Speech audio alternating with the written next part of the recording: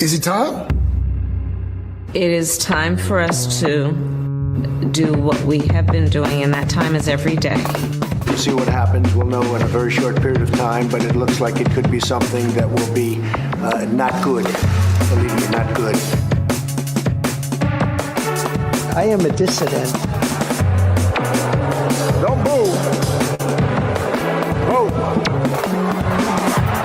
I'm saying no. Why you hear Palantir, Palantir, Palantir, Palantir? It's not going to stop. Seriously, we need to release the F-scene list. Turns off. I am not a church boy. Turns off. They're full-on vampires. They hate our beef. They hate our beef.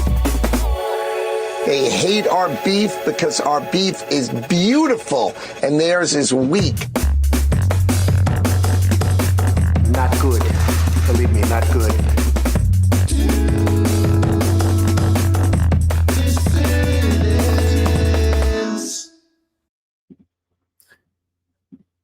Hello, dissidents. Welcome. You're echoey. What happened? Why does it keep doing that? I don't know, man. Before, I don't know. Yeah, you're right. Look at that. It switched on. Thing has a mind of its own. I don't know. There we go. It was working before. It wasn't like that when we were talking backstage before the show, was it? No, because you always no. No. Very weird. Who knows? But anyway, welcome one and all to a Tuesday matinee edition of the Do Dissidents podcast. Keaton Weiss here with Russell Dobbular, of course. Hello. This is our final show before Thanksgiving. It's no show crazy. Thursday's crazy, Thanksgiving. yo. Yeah. Yo, So when was the last time we have 4 days off? Last Thanksgiving? Oh, it's crazy. Yeah. I don't even know Probably about last Thanksgiving, man. I think last Thanksgiving we did a Wednesday show. We added a Wednesday show. Oh, so we didn't even do it because then. we were scrappy up and comers then. Now we're fat and cozy at 100,000 subscribers. We figure the hell with it. We'll just take the day off. Right? Now we're in our couch potato Cheetos years. Yeah, exactly. Our days of hustling are behind us. Right now we're fat and arrogant. But yeah, no, this will be the final show before Thanksgiving, and we will be going to the members only side for the post game and a Q&A today. So the final 2 segments of the show today will be for members only, and then we will take your calls pre-Thanksgiving. Got to have a pre-Thanksgiving powwow with the cool kids. So if you're not signed up, go to patreon.com/do-dissidents and check the most recent post, and you'll get the link to join us for the post game as well as the Q&A. But right now, we're going to waste no further time. We have a very special guest with us today. He is the author of 14 books, including Beyond Woke, Thought Criminal, and The Great Reset. He also was a candidate for the Libertarian Party nomination in 2024 and went on to found the Anti-Zionist America Political Action Committee, for short, known as AZAPAC. I'm sure you've heard of them, and I'm sure you've heard of him. It's our pleasure to welcome to the show for the first time the founder of AZAPAC, Michael Rectenwald. Michael, great to meet you. Thanks so much for being here. Great to be here. Thanks for having me. Absolutely. It's great to talk to you. We've heard, obviously, about AZAPAC. You guys have made a quite the splash, which is great to see. So can we just start with the basics? You ran for the Libertarian nomination in 2024, and now here you are forming an Anti-Zionist Political Action Committee. Your background is fascinating. We want to delve more into that a little bit later, but can you just give us the short version of how you went from running for the Libertarian nomination to deciding to found what now is certainly the first of its kind, to my knowledge, an Anti-Zionist Political Action Committee? Yeah, I mean, so the nomination didn't go as we thought it would, as planned, and I had won the first 5 rounds of voting, and then there was a bit of shenanigans, ledger domain behind the scenes, and I ended up losing in the 6th round after winning the first 5. So during the campaign, I became very vocal and critical of Israel and its rampages in the Gaza Strip and the West Bank and in Iran and North Lebanon and elsewhere. And so, I got really sick and tired of being helpless about what was happening. And, it's very obvious that the United States is the main enabler of Israel, and without which I don't believe Israel would be able to undertake its various aggressions against its neighbors. And so I thought it's incumbent upon Americans to do something about this, to get rid of the control of our government by Zionism and Zionists. As I see it, the United States is effectively occupied by Zionists, and they're effectively controlling our government.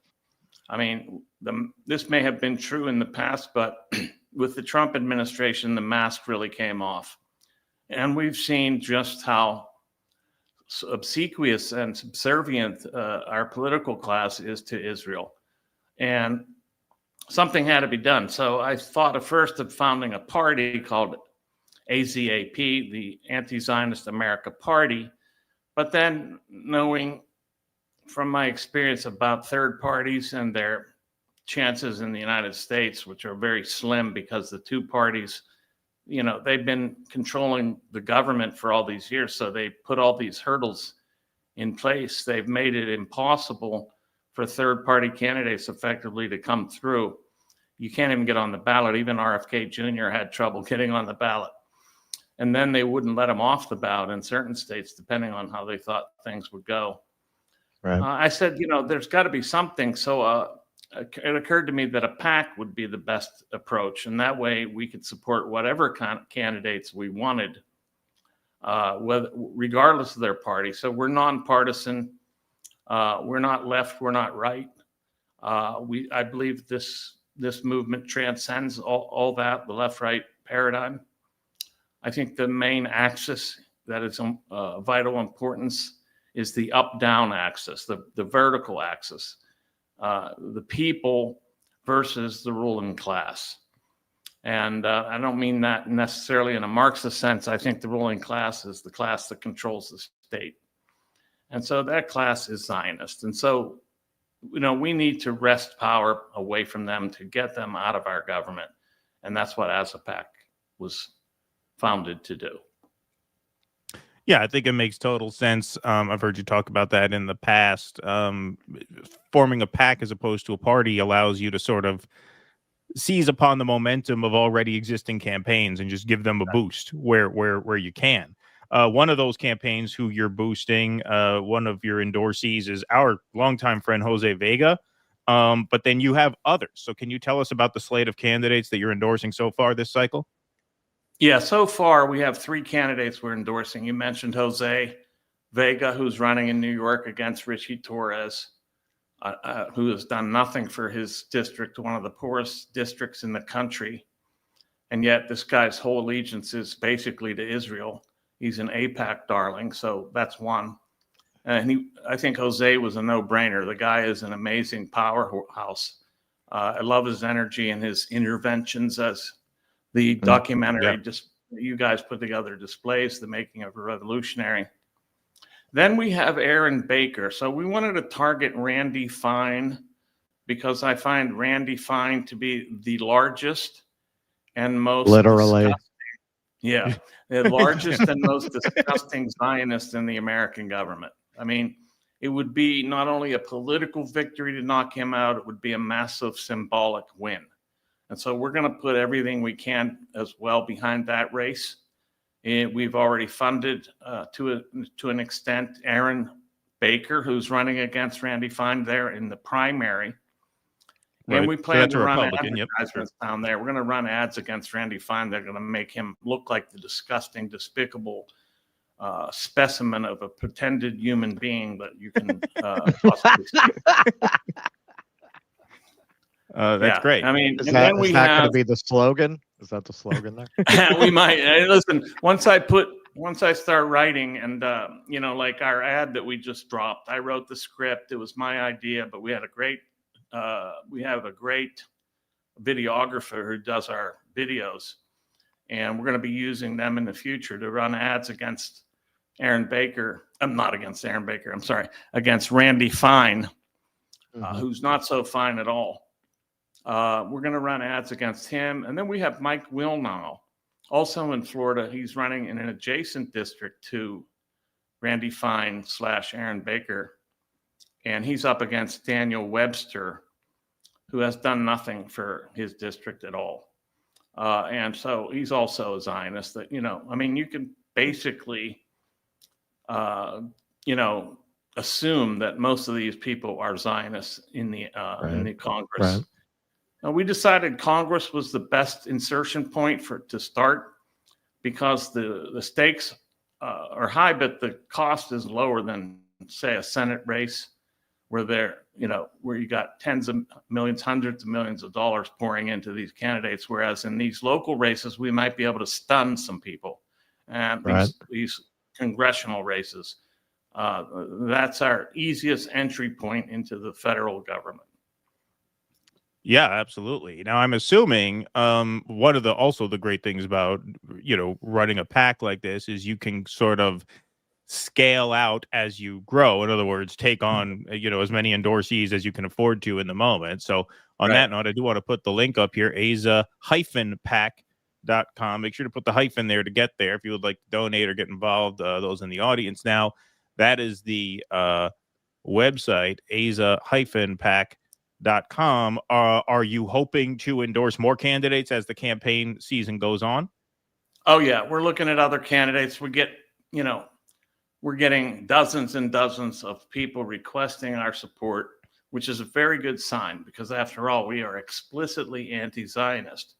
So many candidates, they know now that is not at all a kiss of death. In fact, it's AIPAC money that's going to be the kiss of death. And that's a very huge shift in American politics. And so we're going to avoid that. Sorry, go ahead. Do you think the Mamdani victory helped you to make that case? Like if an anti-Zionist could make it there, they can make it anywhere. To quote Frank, yes. We thought we thought the Mamdani case was particularly representative of the mood of the American populace, in particular its urban centers, But in New York, that's a very big move. I mean, that's a major shift because you have a lot of Jewish people in New York. Right. And nevertheless, he won. He won by a big margin. Now, we don't care about we don't really support all of his policies or anything like that. We didn't back him as such. But it's basically a referendum on Zionism that he won, I think. Exactly. That's why I think a lot of these districts, like somebody asked, and do you have any polling on this? How vulnerable is Randy Fine? Like, it's hard to imagine anybody wants to vote for this guy. But yeah, I mean, we're obviously not the target demo. Exactly. He was shoehorned in there, and we think we can knock him out. Now, we don't have recent polling, but, Aaron Baker's on the register. He's registering at 10 or so % at this point, but we can flip this because there's going to be some serious discovery about Randy Fine that we're going to put out there. Well, Fine just really rode the Trump endorsement. Fine was elected in the special election because I believe that was Mike Waltz's seat. So when Mike Waltz was named whatever he was, I forget because he's not in there anymore, that seat was open. And Randy Fine's margin of victory was about half as wide as Mike Waltz's was, which suggests he's very unpopular. And Randy Fine is usually not described as half as wide as anything. But his margin of victory was slimmer than he is, we'll say.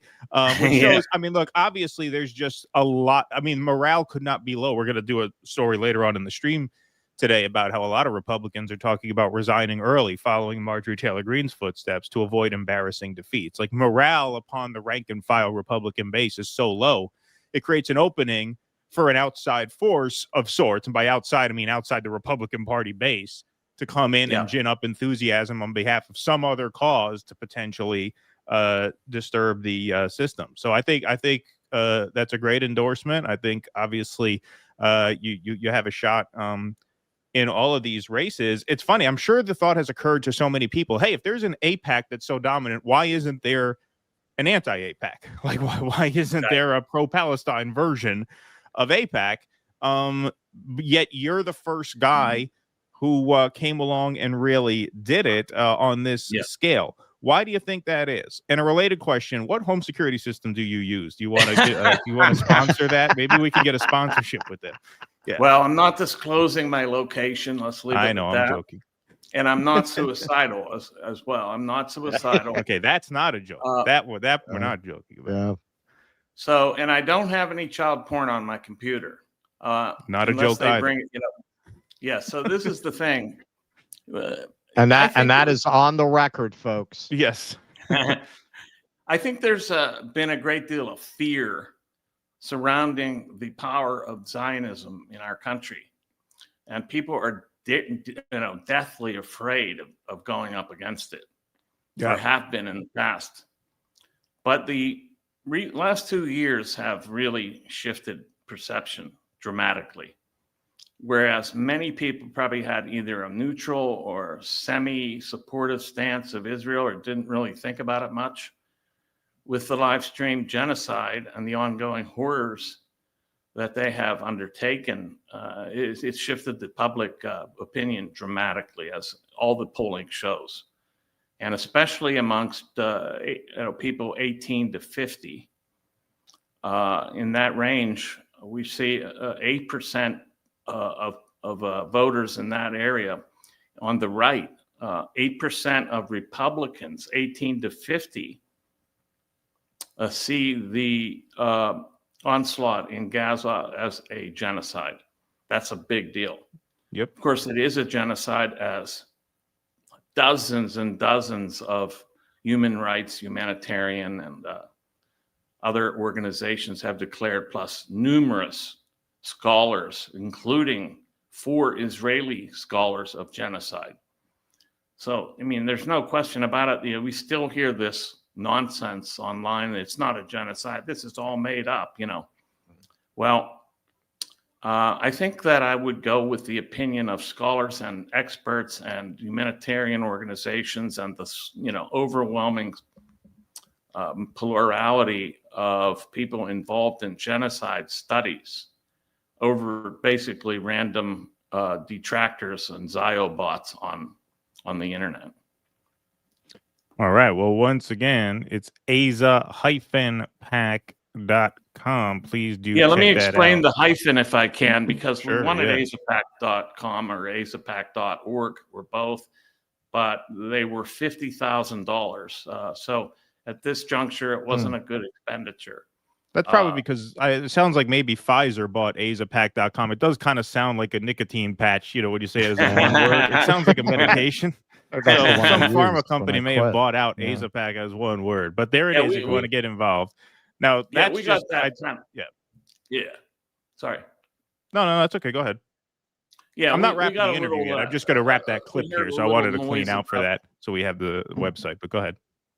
Yeah, we heard a little noise about the idea that AZAPAC sounded like a pharmaceutical, like Ozempic or something. But after its use for us, Well, Randy Fine could use both. Yes, Maybe that's you can get them to donate, trick them. Yeah, trick them. Get them to donate. Tell them it's a weight loss drug. It is a weight loss drug if you consider. So we the want to weight build we'll an lose once AZAPAC you're not. headquarters in your district. I think it would be great. Or manufacturing. It's definitely a weight plant. loss drug where he's concerned. If we get rid of him, the weight total in the tonnage in human bodily In weight will go down. Congress, yeah. Yeah. The Capitol building. It's an old building. You know, you got to make Yeah. sure you're up to code with the infrastructure It's there. an old building. Yeah. Yeah, exactly. So when you said something very interesting, our friends Jen and Peter at Revolutionary Change, who are closing in on 100,000 subscribers, they're on fire. Good for them. They deserve it. Go subscribe to them, everybody, if you're not. They had you on recently, and you said something really interesting. You mentioned that, you know, when you were campaigning for the Libertarian nomination, you advocated for cutting social welfare spending. But you said in that interview that now you've come around to the belief that we need to, and I'm quoting here directly, force social welfare down their throats in order to get the funding away from the military-industrial complex. So can you explain your sort of evolution on, I guess, social spending and how your sort of anti-Zionist activism informed that? Sure. Okay, so, you know, I ran as basically a libertarian, but I ran as an ANCAP, that is an anarcho-capitalist candidate. And that means, you know, we want to abolish the state altogether. And so, of course, social welfare, military spending, all those things I said should be cut. But I've come around to see that the fact is that by cutting social welfare, it just enables the military-industrial complex to suck up more and more of the budget. And so if we could force social welfare, I'd rather, let's just put it this way, I would rather feed my neighbors who need food or housing than bomb children in Gaza. This is really what it comes down to. So if we force social welfare down the throat of the state, then, you know, this could deprive them of their military-industrial spending. So it's not really a policy, and AZAPAC doesn't take many stances other than the anti-Zionist stance. In other words, I don't import my political ideology into this other than the non-aggression principle, the NAP, which is a standard libertarian principle that suggests that argues that states, in fact, it's a fact that you don't have a right to ingress upon other individuals, either their person or their property. And of course, Israel is the biggest violator of the NAP on earth. So that part of it, of my political ideology, comes into play, but everything else is pretty much not. Like, in other words, we're not adjudicating questions of political economy and so forth, whether we should have a semi-socialist or, you know, pure capitalist system. That's stuff that can be argued and debated in the future. Right now, the biggest obstacle to national sovereignty, to individual liberty, and to a moral political foreign affairs in the United States is the getting rid of Zionism, de-Zionizing the United States government. Well, I've heard this. I don't think I've heard this from Ron Paul. I'm not, I mean, I respect a lot of what Ron Paul has said and advocated for over the years, but I'm not at all like versed in libertarianism the way he is or the way I assume you are. But I believe, I mean, I've heard this quote, loosely paraphrased, obviously attributed to him, that if you want to reduce the size of the state, you do it in phases, and you rein in the worst spending first. And the worst spending is obviously the military industrial complex spending. Is that, I don't want to say a tenet of libertarianism, but is that a popular idea in libertarian circles that, you would cut military spending before food stamps, say? For the most part. There were some candidates in the libertarian race whose main object was to cut social welfare programs of all kinds, including Social Security, immediately. And that's ludicrous. My position is effectively that's the last thing you touch. Things that will hurt people under these conditions. You first have to make an economy that's viable for most people so that there isn't a need for all this social welfare. But I think it's deplorable that the United States cut SNAP benefits just as it's, continuing to support Israel with tens of billions of dollars. It's an atrocity. It's immoral. And yeah, the last thing you touch is social welfare.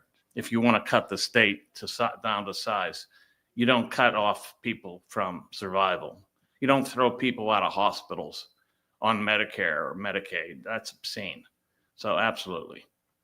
So you kind of got an up close view. We're not inside the Libertarian Party. We did interview Angela McArdle while all that was going on. I spoke at Rage Against the War Machine, which she was at, and it was connected to the Rescue the Republic kind of bigger event.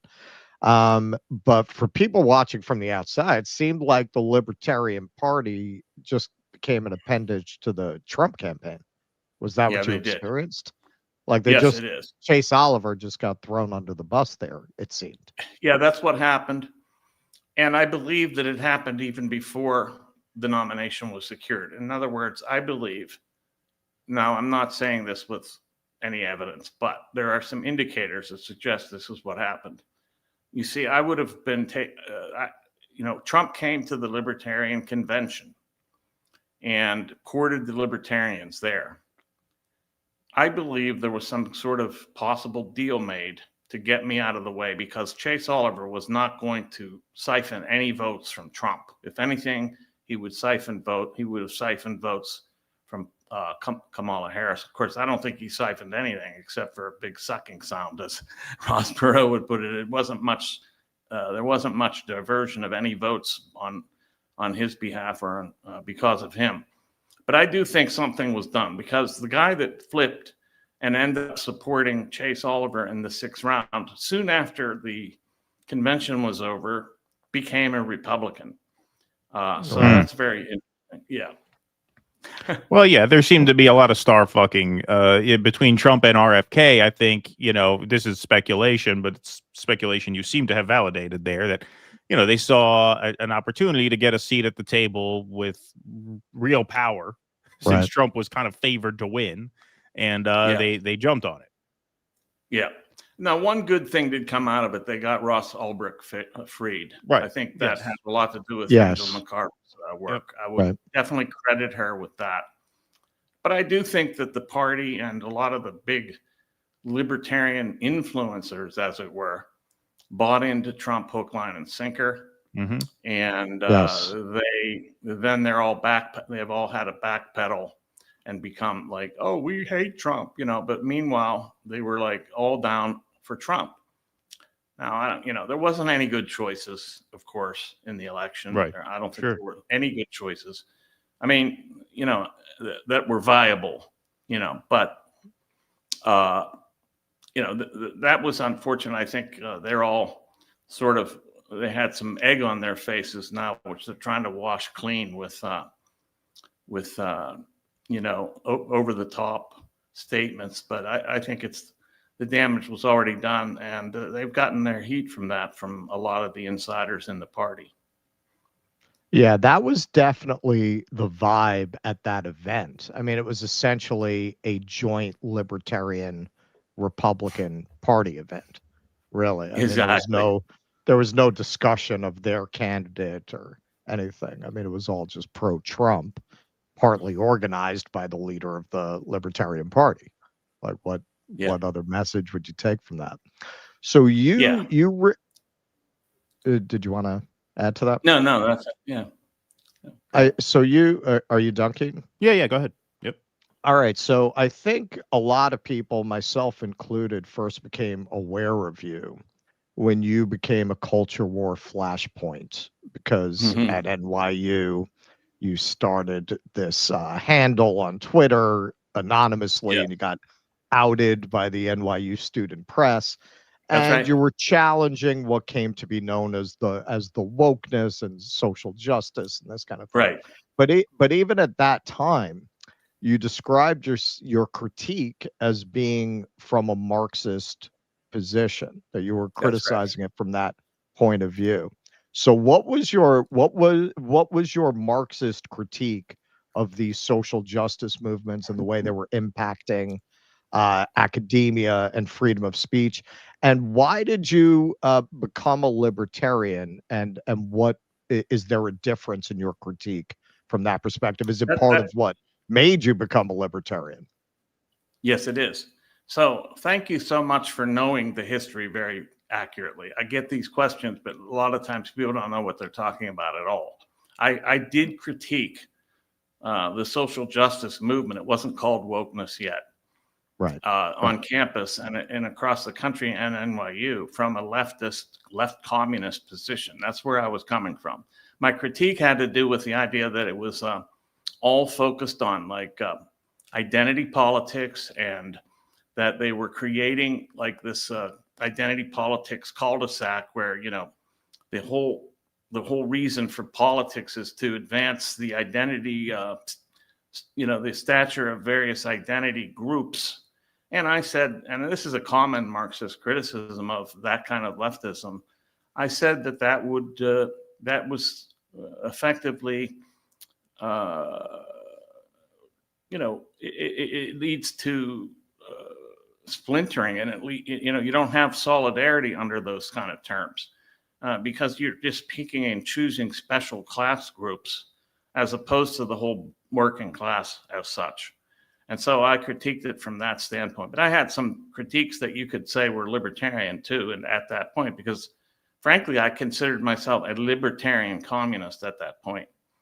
And that is to say, I didn't really believe in the state. The Bolsheviks I saw as effectively hijacking the working class movement in the Soviet Union and imposing a kind of, they killed off all the anarchists, they killed many of the other members of the other parties there, and then effectively hijacked the state and installed their own people and then became dictators.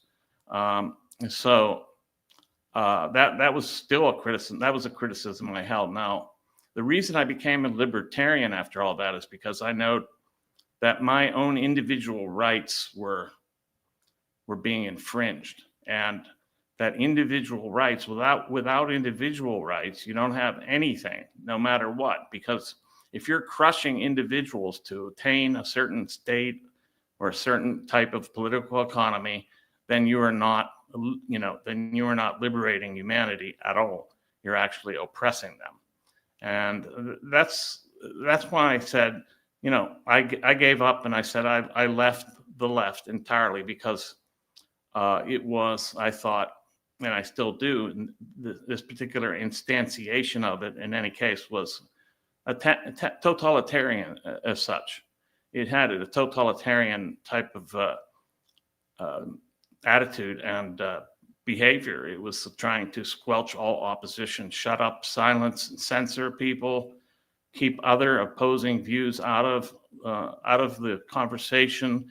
For example, at NYU, they were canceling all the speakers that were anything but leftist. They were instituting a bias reporting hotline where the students could actually report on their professors' bias infractions and microaggressions which I thought was kind of like a Stasi state, right? It was a surveillance state that they were establishing in the university. And that's the kind of things I said. And then I also said that in promoting all this identity politics from the left, that they were actually creating the alt-right that they so hated, because Right. you're just encouraging other identity groups to become identity politickers too. Right. And speaking of which, there's nothing like the identity politics of Zionism. Right. It is identity politics through and through. So in that sense, it's very consistent, my stance. Yeah. Okay, we get this question all the time. We get a lot of libertarians saying, in a way, it's a little like communists and Marxists and Trotskyites. They each have their own definition of what it means. And if you critique it, they say, well, you're critiquing. That's not the real libertarianism. That's not what it really is. Yeah. How would you define libertarianism?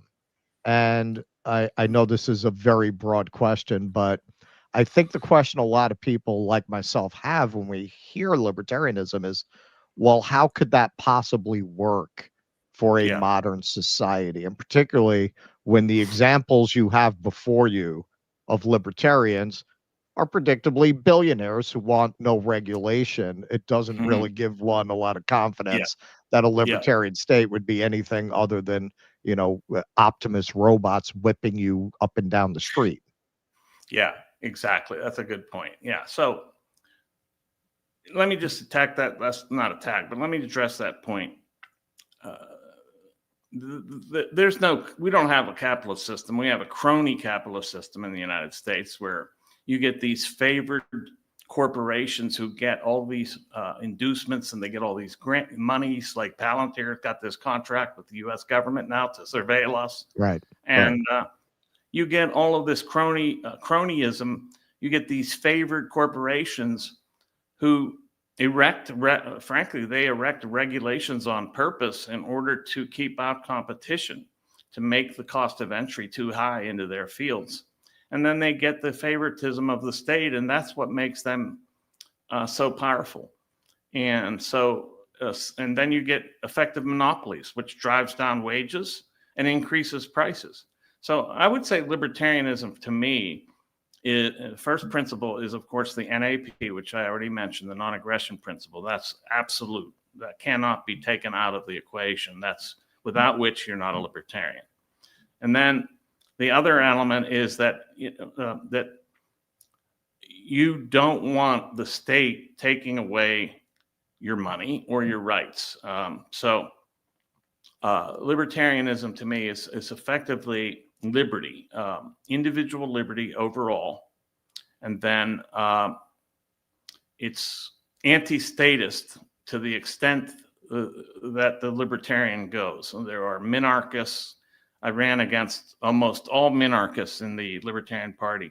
I was the only anarcho-capitalist running, and I did that largely because I wanted to get the national stage in order to promote that notion.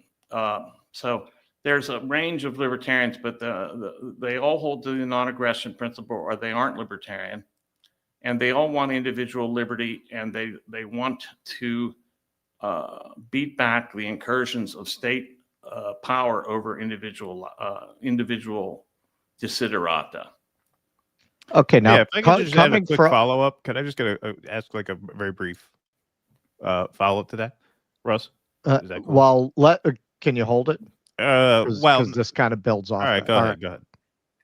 Well, coming from a Marxist background, so you're grounded in the theory that ultimately where you have capitalism, whatever strictures you put on it, it's going to wind up accumulating and devouring whatever protections you think you have, right? It's going to eat the courts and the politicians. So how would you avoid that? Because it seems like, well, sure, you can get rid of the state for a minute or whatever you want to do, but ultimately capital is going to accumulate in fewer and fewer hands because it's just how systems work. They're going to wind up, people who have power are going to leverage it to get more. Yeah, especially when they have inroads into the state where they get the protection and grant, get the regulations they want. They get the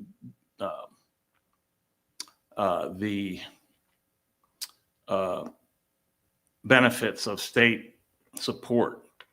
So I think that the monopoly element, that the idea that capitalism always tends towards monopoly, is particularly the case when you have a state that is supporting particular capitalist groups, capitalist corporations, to the exclusion of others. So you don't have real fair competition. I do think, and I don't want to get too far into this, but I do think that if you didn't have the state controlling and dishing out favors to particular entities and regulating the market so that it's almost impossible for competitors to enter, I do think there wouldn't be that exclusive monopolization that occurs. That's the shift that I understood. I do understand what Marx was suggesting very well. In fact, that he argued that capitalism necessarily tends towards monopoly, but I don't think that's the case necessarily. I think that happens under particular conditions for sure. Yeah, that was essentially in line with what my follow-up was going to be. Like, I would probably argue that the reason you have crony capitalism is because capitalism allows for infinite accumulation of wealth, such that these entities become big enough to buy the influence, that then becomes crony capitalism. They buy it because they have the resources to buy it, and there's no like self-correcting mechanism within capitalism to prevent them from getting all those resources. Now, you mentioned Palantir. That's a bit of a strange kind of exception, because Palantir was literally created by the deep state after they folded the Total Information Awareness Program. That's a deep state startup. Like they gave them what they needed. But a guy like Bezos, so is Google, he gets there on his Facebook. own. Yeah, so is Google, so is Facebook. A lot of the tech stuff, for sure. A lot of the tech stuff, for sure. No, I would definitely concede that it's tough to tell where the private sector ends and the public sector begins in a lot of the tech stuff. But guys like Bezos, guys like when or even Elon Musk, who makes a lot of his money with like defense contracts, I think a lot of the reason they are in a position to buy the government is because there is no self-correcting mechanism within capitalism that would stop them from getting that rich. Yeah, I mean, that makes sense. That could be a debate for another day. I sure, don't of course. No, I'm just throwing it out there. Yeah, of course. Yeah. I'd have to go into a long treatise to try to refute that, and I think there's valid points to be made. And I think that's the other thing is I wanted to say is,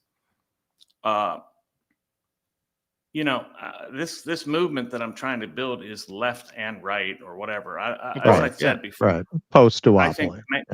I think the main axis is up, down, vertical. It's us against them, the ones that hold the power. And that's the sort of emphasis that I want to keep. But I understand the points you're making very well. And I say there's no question that we have an imbalanced corporate hellhole that we're living under. And we could ascribe that to different causes, but we agree on the result that that's what we're under. Of course, I'm not trying to pick an argument. I'm just saying, it's fascinating. A lot of libertarians really diagnose so many of the same problems that lefties like us do. Like we're on really the same page in terms of what the big problems are, and it's interesting, especially as someone who has described themselves as a Marxist. It's really interesting to get your take on that. It's very rare. It's a very rare biography. Exactly. But this last question kind of fuses things, right? You got the Palestine question, right? Yeah. Yes. All right. So you wrote an op-ed for the Washington Post in 2019, and you said that I don't remember that. Well, that was one of the ones that really got a lot of attention, actually. Oh yeah, that's right, I reread it before this, but I read it at the time. I remember it. And you said that you found Trump repugnant, but that you had to agree with him in his critique of speech on campus and the chilling effect that these social justice movements were having on free speech. Yeah. Have you been surprised at the fact that really it was one of the first things he did, literally, was to mobilize all of the power of the state against campus speech, particularly in regards to Israel? Do you feel like it's even worse than what he Oh, was yeah. speaking out against as a candidate? Oh, absolutely. Look, the right, the establishment right, or whatever you want to call it, the MAGA movement as well, have no room to talk about their censorship and squelching individual rights, speech rights, and so forth. They have been the worst violators now that I've seen. At least in the case of the left, it wasn't really the state itself that was crushing dissent on purpose, although you did have Biden declaring, certain categories of right-wingers as, domestic terrorists and stuff. Nothing really happened. But under Trump, you had them arresting and deporting or attempting to deport. In a case of the one student, graduate student, he was actually a U.S. resident who had an American wife and an American child on the way. I mean, that was just beyond the pale. I could believe it, but frankly, I didn't think Trump was as excessively a Zionist that he was. I knew that he had, of course, done things for Israel that were very indicative of the idea that he was a Zionist, but I didn't know that he was this full throttled. And this was disgusting. I mean, just utterly disgusting. And I've spoken out against it very strongly and stringently. So I wasn't so much surprised as increasingly appalled by the Trump administration and its stance on these matters: free speech, individual rights, clamping down on dissent, just stunning. But what do you expect from this guy? I guess he wasn't merely getting, all these hundreds of billions from the Adelsons and so forth. Look, I think his whole career was bailed out by Zionist bankers all along. His bankruptcies were all solved due to their power, their loans and their restructurings and all the things they did to keep him from going under. He owed them big time, and I guess he still does. Plus, who knows what else they have on him vis-a-vis the Epstein files. Well, yeah. I mean, it's not. I doubt that he himself was engaged in sex with underage girls, but I think he probably knew about it, and he's protecting these people. He's protecting pedophiles, which I find really disturbing. And his vacillations on the Epstein list have been nothing short of like, what? Are you kidding? How can you say this today when yesterday you said that? And it just changes on a daily basis. It's a hoax. It's a Democrat hoax. It's he ran. I mean, he ran on a promise to expose the Epstein files, and then he became one of the biggest blockades against their release. And now Marjorie Taylor Greene has been, I think, effectively forced out of her position in Congress, because the Zionists basically made very clear things will not go well for you if you persist. Yeah. Right. Finally, and there's another kind of theoretical question. So I had a very similar critique of social justice movements and critical theory to your own. Yeah. That's why you got on my radar at that time when that all blew up. Okay.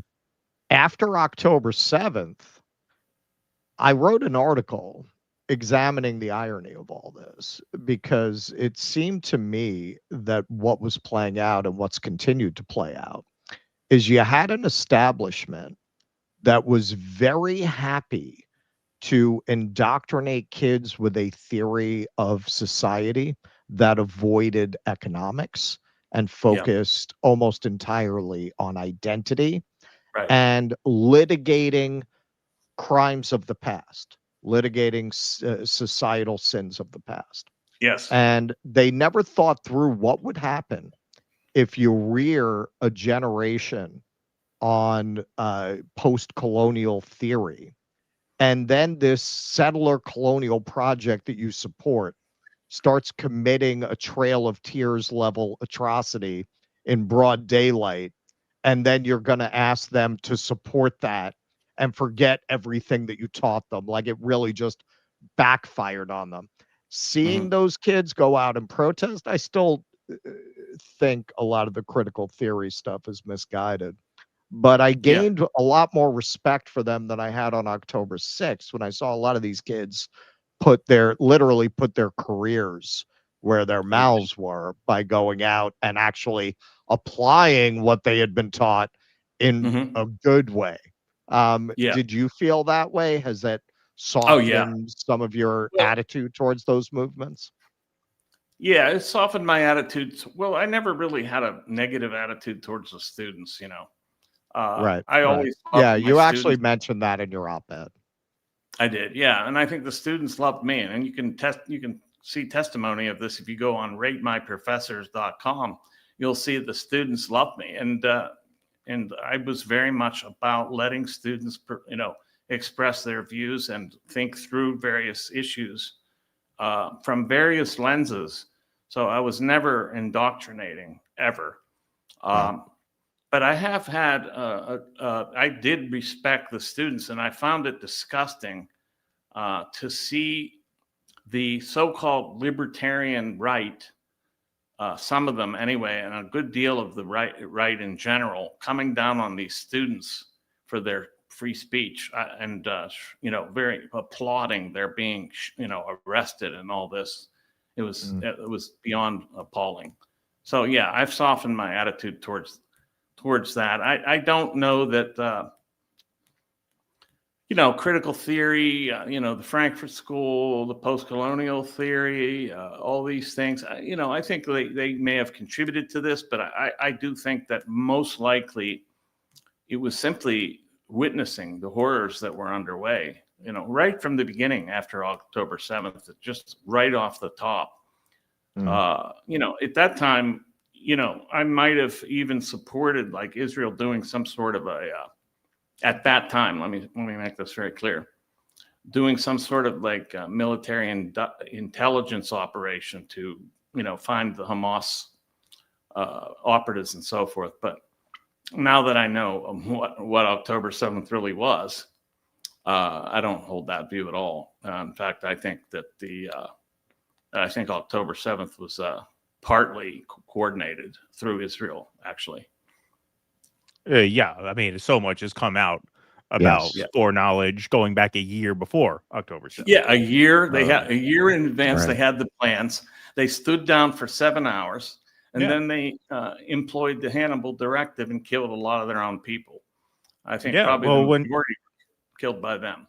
Yeah, well, you have those cars that were blown out at the music festival. There's no way people in hang gliders did that. They didn't have the technology to do that. Right, and then they buried them to try and hide it. And if you put this in context of the Iran war over the summer, we did a whole piece when all that saber rattling with Iran came to be about how, and you talked about this a few minutes back about how Trump was really bankrolled by Zionists and propped up by Zionists for a lot of his business careers segueing into his political career.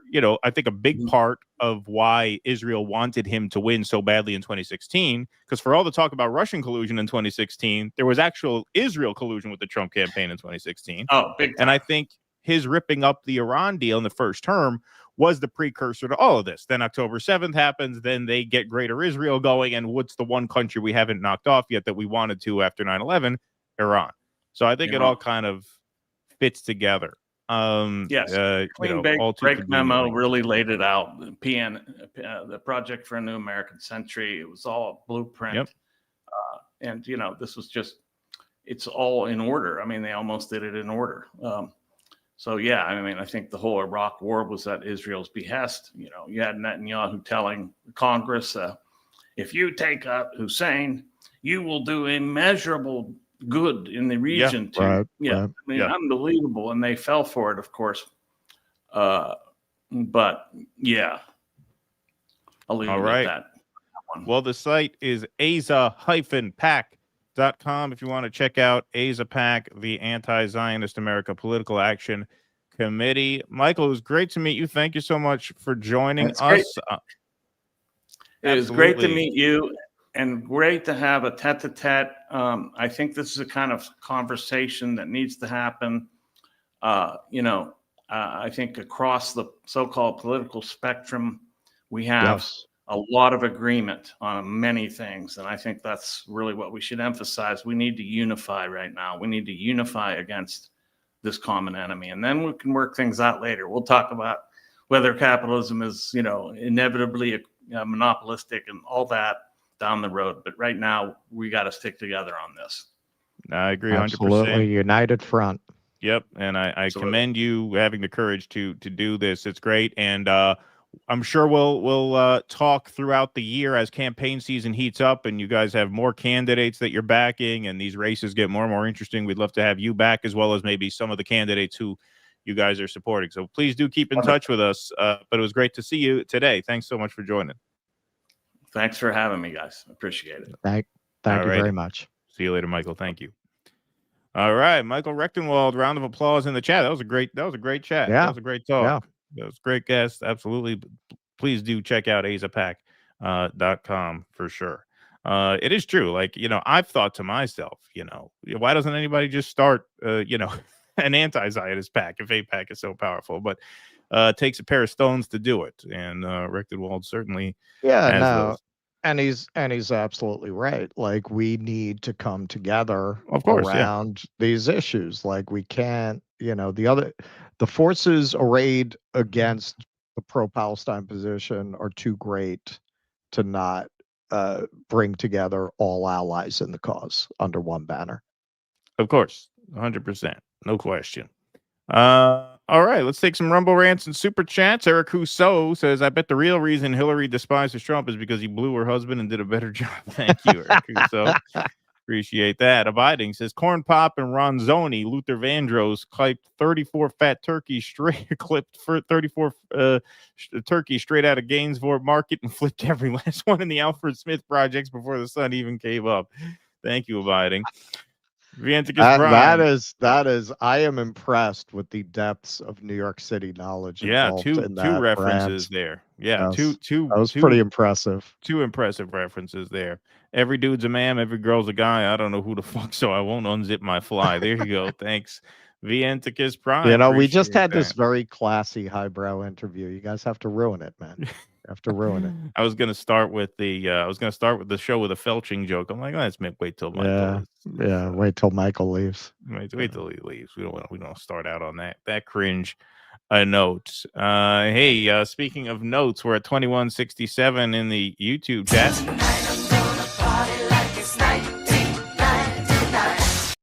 7:15 in the like column. Smash that like button. What a big crowd. Yeah. Smash the like, smash the subscribe. If you're listening on audio, smash that follow button. Subscribe on the Spotify or the Apple Podcasts as well. That's important too. All right. You want to take some super chats and then we'll get started with the rest of our segments? Sure. Jim Taleb, super sticker. Thank you, my friend.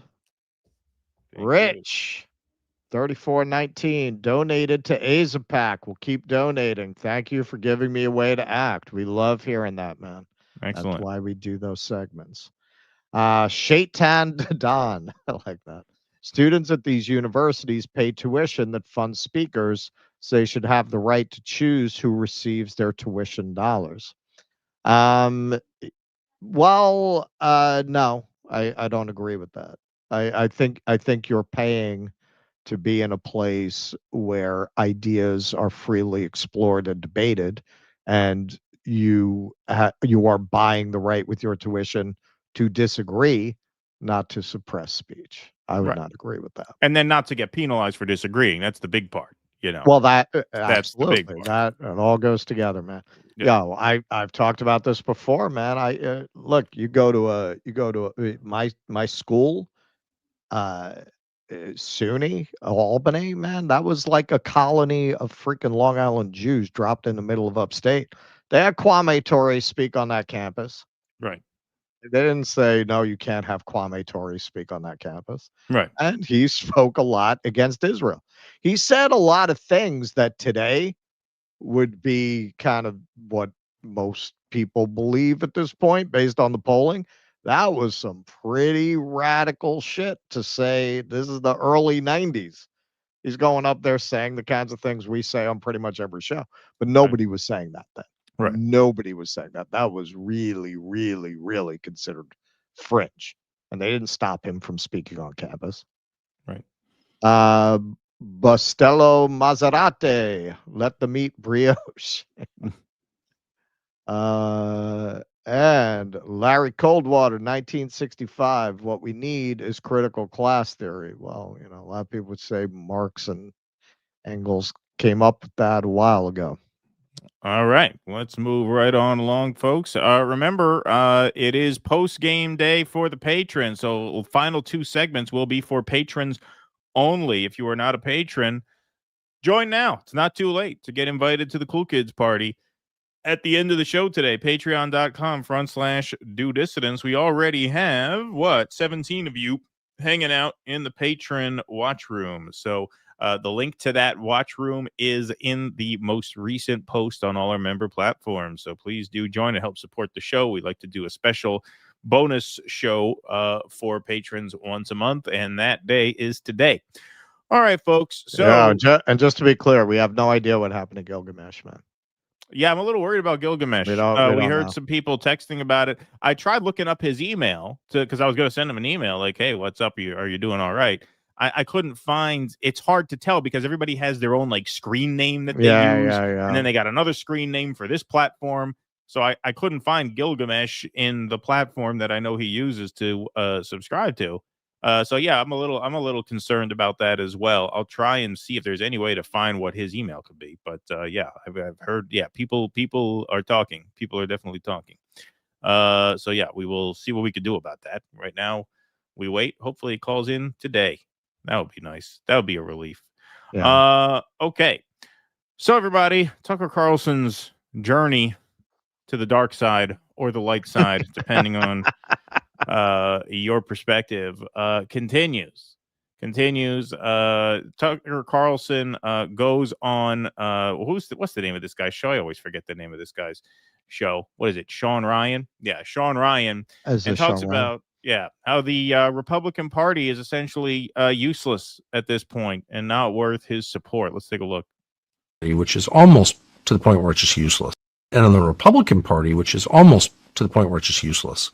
And I'm going to have to oppose it because I hate them too much, but because they're such betrayers. But anyway, in the Republican Party, it's like, you a socialist? Are you from Mondani?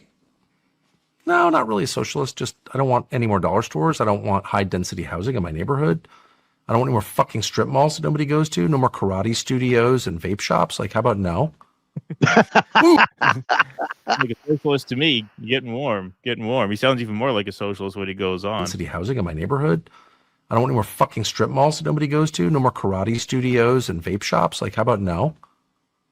Ooh, socialist? You don't believe in the free market because you bribed a fucking county commissioner to build more garbage? You don't even live here? Mm-hmm. In a normal society, we'd like burn your strip mall down. You can't do that here. Sound like a socialist there. Can't do that here. What else? He's a freaking anarchist, man. Yeah. Here we go. Your strip mall down. He wants to burn the strip mall down. You can't do that here. You can't turn my women into prostitutes. Sorry, OnlyFans. And you can't destroy the landscape that I live in. No. How about no? It sounds like Joseph Stalin to me. You know, I just thought I hated Stalin. So it turns out I kind of like him. Who knew? The more I talk, the more I realize, I had this guy all wrong. And so we jumped up on the table and shouted anarchy. Yeah. See, the thing is, and I feel like I don't know if he Tucker clearly holds his fire at certain people. Like, he clearly won't go directly at Trump yet, right? Won't name that name yet. Right, just the way it took Marjorie Taylor Greene a long time to name Donald Trump, right? So he won't say, he'll say, yeah, I'm not a socialist, I'm not from Mamdani, but you know, I don't want your strip malls, and I don't want you turning our women into prostitutes on OnlyFans. Well, if OnlyFans is not a symptom of end stage capitalism, I don't know what is, because OnlyFans is a perfect example of people selling the only thing they have left to own, which is their own skin, right? The reason OnlyFans is so successful is because people have nothing left to sell. So if you give people literally the only thing young people own is their own bodies. They don't own cars. They don't own houses. They don't own stocks. They don't own enough capital to start their own businesses. They have nothing. They work as serfs for their feudal overlords, which pay them garbage. And the only way to get ahead for a lot of people is to commodify themselves. Like, that is a symptom of capitalism. That's what he's talking about. So, yeah, he does sound like a socialist here. He sounds like a big-time socialist here. Sounds like a revolutionary socialist here, talking about burning down strip malls because you turned my daughter into a prostitute. You know, I'm really sick of this shit, man. Sex work is work, Keaton. Yeah, I know. And you know, it's a very positive experience for most people who engage in it. And if you don't say that, you're a really ignorant bigot promoting bigotry against sex workers. Yeah, no, I know. I know you're joking, but it like in all seriousness, I think prostitute is a strong word to describe OnlyFans people. But the point still remains. It is the commodification of the flesh. Commodification of the flesh is a symptom of end stage capitalism, because if you own nothing else, you can't commodify anything else, right? So that's a symptom of capitalism in its final stages. Sure. And setting all that aside, it's horribly exploitative. Like, most of the people on there don't make any money. Right. Or a minimal amount of money. I honestly can't think of anything that is a greater example of the way that meaningful left critiques have been subverted by just absolutely batshit social justice ideology that, again, I've come increasingly to believe did not evolve organically, that it's a psyop. What kind of a left is more focused on the individual freedom to peddle your ass on a platform where people are being horribly exploited? Like, what kind of a left is not more interested in the exploitation than the existential questions of liberation and identity? Right. I mean, like, we toiled on YouTube for a while before we made a dime. We didn't have to show our pussy every show, you know. No, like, we did that after the show. Yeah, right, exactly. Yeah, That's not crazy, private. Is it? No, it's not. I mean, no. And you can't take all my tax dollars and then refuse to do anything about child molestation. Oh, really? The whole reason you exist, county commissioners, is to protect my daughters from getting molested, but you won't, because, like, why? Good question. And of course, he's speaking to, you know, a shift that is happening, particularly amongst young conservatives here. We talked about this with Mike Rectenwald a little bit earlier. Do you sympathize more with Israel or Palestine? Republicans 18 to 29. Now Palestine is the winner amongst that cohort. And this is why this, among many other issues, are tearing the right apart. And this is where you're seeing these fault lines begin to really take shape in an unmistakable way. And here Tucker goes on to talk about how a lot of influential people on the right have turned their back on free speech and anti-identity politics, so to speak. Fairly influential people on the right who've just basically said out loud, I'm for censorship and identity politics. We just had an election a year ago this month in which Republicans won because they were opposed to, let's say it, censorship and identity politics. And then their voters find out that a lot of the leaders of the party are totally for censorship and identity politics. How does this continue? Well, I'm out. I mean, I know that, but so are a lot of other people. Like, would never vote. I don't care what you call yourself. If you're for censorship and identity politics, two things that I truly, on principle as a Christian, oppose, I'm not voting for you. Period. Ever. So that's like a big, big change. Like, the veil is dropped. We can see, like, you're walking back from the shower and your towel slipped, and I saw what you look like naked. I can't unsee that. Right? Has that ever happened to you?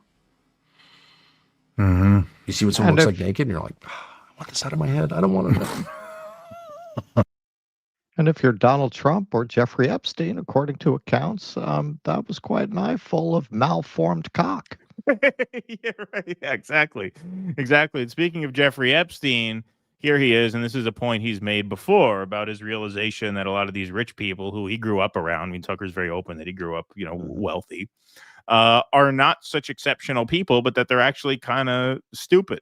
So here he is calling Jeffrey Epstein a fucking moron from Staten Island. Okay about that, and I feel bad for anyone around me who's been hurt by it. That certainly wasn't my intent. I think that's good. But one of the things we've learned is that the people who are really kind of running America's foreign policy, whether it's Lindsey Graham or whomever, these people are not geniuses at all. Like, they're dumb. They're dumb. They're just mediocre. Jeffrey Epstein is my favorite example. Because Jeffrey Epstein lived his life basically in the shadows, like, you couldn't really know where the money, you still don't know where the money came from, or like, what's the goal of this? What is this? You can't know because it's all secret, classified, national security, da, da, da, da. You start to... Right, there was no conspiracy, but it's all classified, right? And that's how you know they're really telling the truth about. Yeah, why is it all so hush hush? If there's no ring, if there's no sex trafficking ring. Assume that Jeffrey Epstein is this like Svengali, and he's a genius, and he's controlling everything. And then you read his emails. He's like a fucking moron from Staten Island who can barely speak English. He's like dumb. He's totally impressed by Harvard. He went to Cooper Union. He's impressed by Harvard because the brand name impresses him. It's like wearing a polo shirt with a horse on it. He thinks that's cool. He's totally unsophisticated, actually, and not smart at all. I realized the same thing whenever, because now you're seeing footage of him start to talk and you read these emails. Yeah, just a mediocre person. Yeah.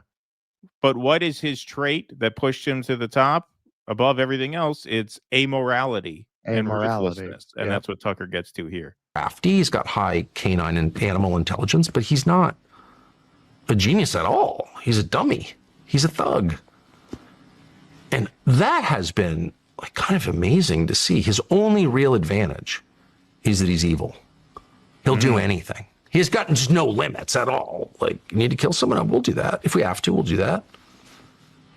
And that need to buy up 40% of the houses on the market so that individuals can't afford a house, even if they are middle class or upper middle class, they get outbid by your corporation. Yeah, we could do that. You see how you could apply that to capitalism broadly, right? Mediocre people who are so amoral that they're willing to just do anything until they're checked.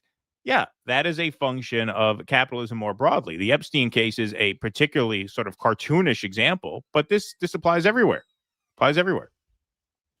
That person, the unscrupulous person, does have an advantage because there are no boundaries, right? So if your goal is to get rich or powerful, you can get there faster if you'll do anything to get there. Doesn't end well, ever. Didn't end well with him. But that's really what I learned, is that the people who are mad at me call me names because that's literally all they can do. Shut up! You can't speak at that event. We don't want you on stage. We're deplatforming you. Okay, I don't care really, but like, who's saying that to you? Oh, yeah, I mean, what do I don't even want to go through. I don't want to make it about me. Well, it's not about you. It's about, in this example, it is Zionists who are doing that. Right. And, talk about censorship plus identity politics, right? What group is more guilty of that? What group of people, what cohort of the political space relies more on censorship and identity politics than Zionism, than the Zionist lobby? So, he hits on a whole lot there. But what you see is another example of the MAGA coalition just falling apart. I mean, once you lose Marjorie Taylor Greene, that's a crushing blow. Now you got Tucker Carlson saying, I can't vote for you if you're pro-censorship and pro-identity politics. That is a very sort of veiled shot across the bow to a J.D. Vance type. I mean, you're basically disavowing this incarnation of the conservative movement, which he was so instrumental in propping up And the more this goes on, the more you see. There was that meme that we posted in the last time we talked about this, when Marjorie Taylor Greene resigned, that collage of figures who now represent MAGA. Who is MAGA now? Sheldon Adelson. I'm sorry, Right. Miriam Adelson, Miriam, yeah. Ben Shapiro, just that whole cohort. Randy Cat Fine. turd.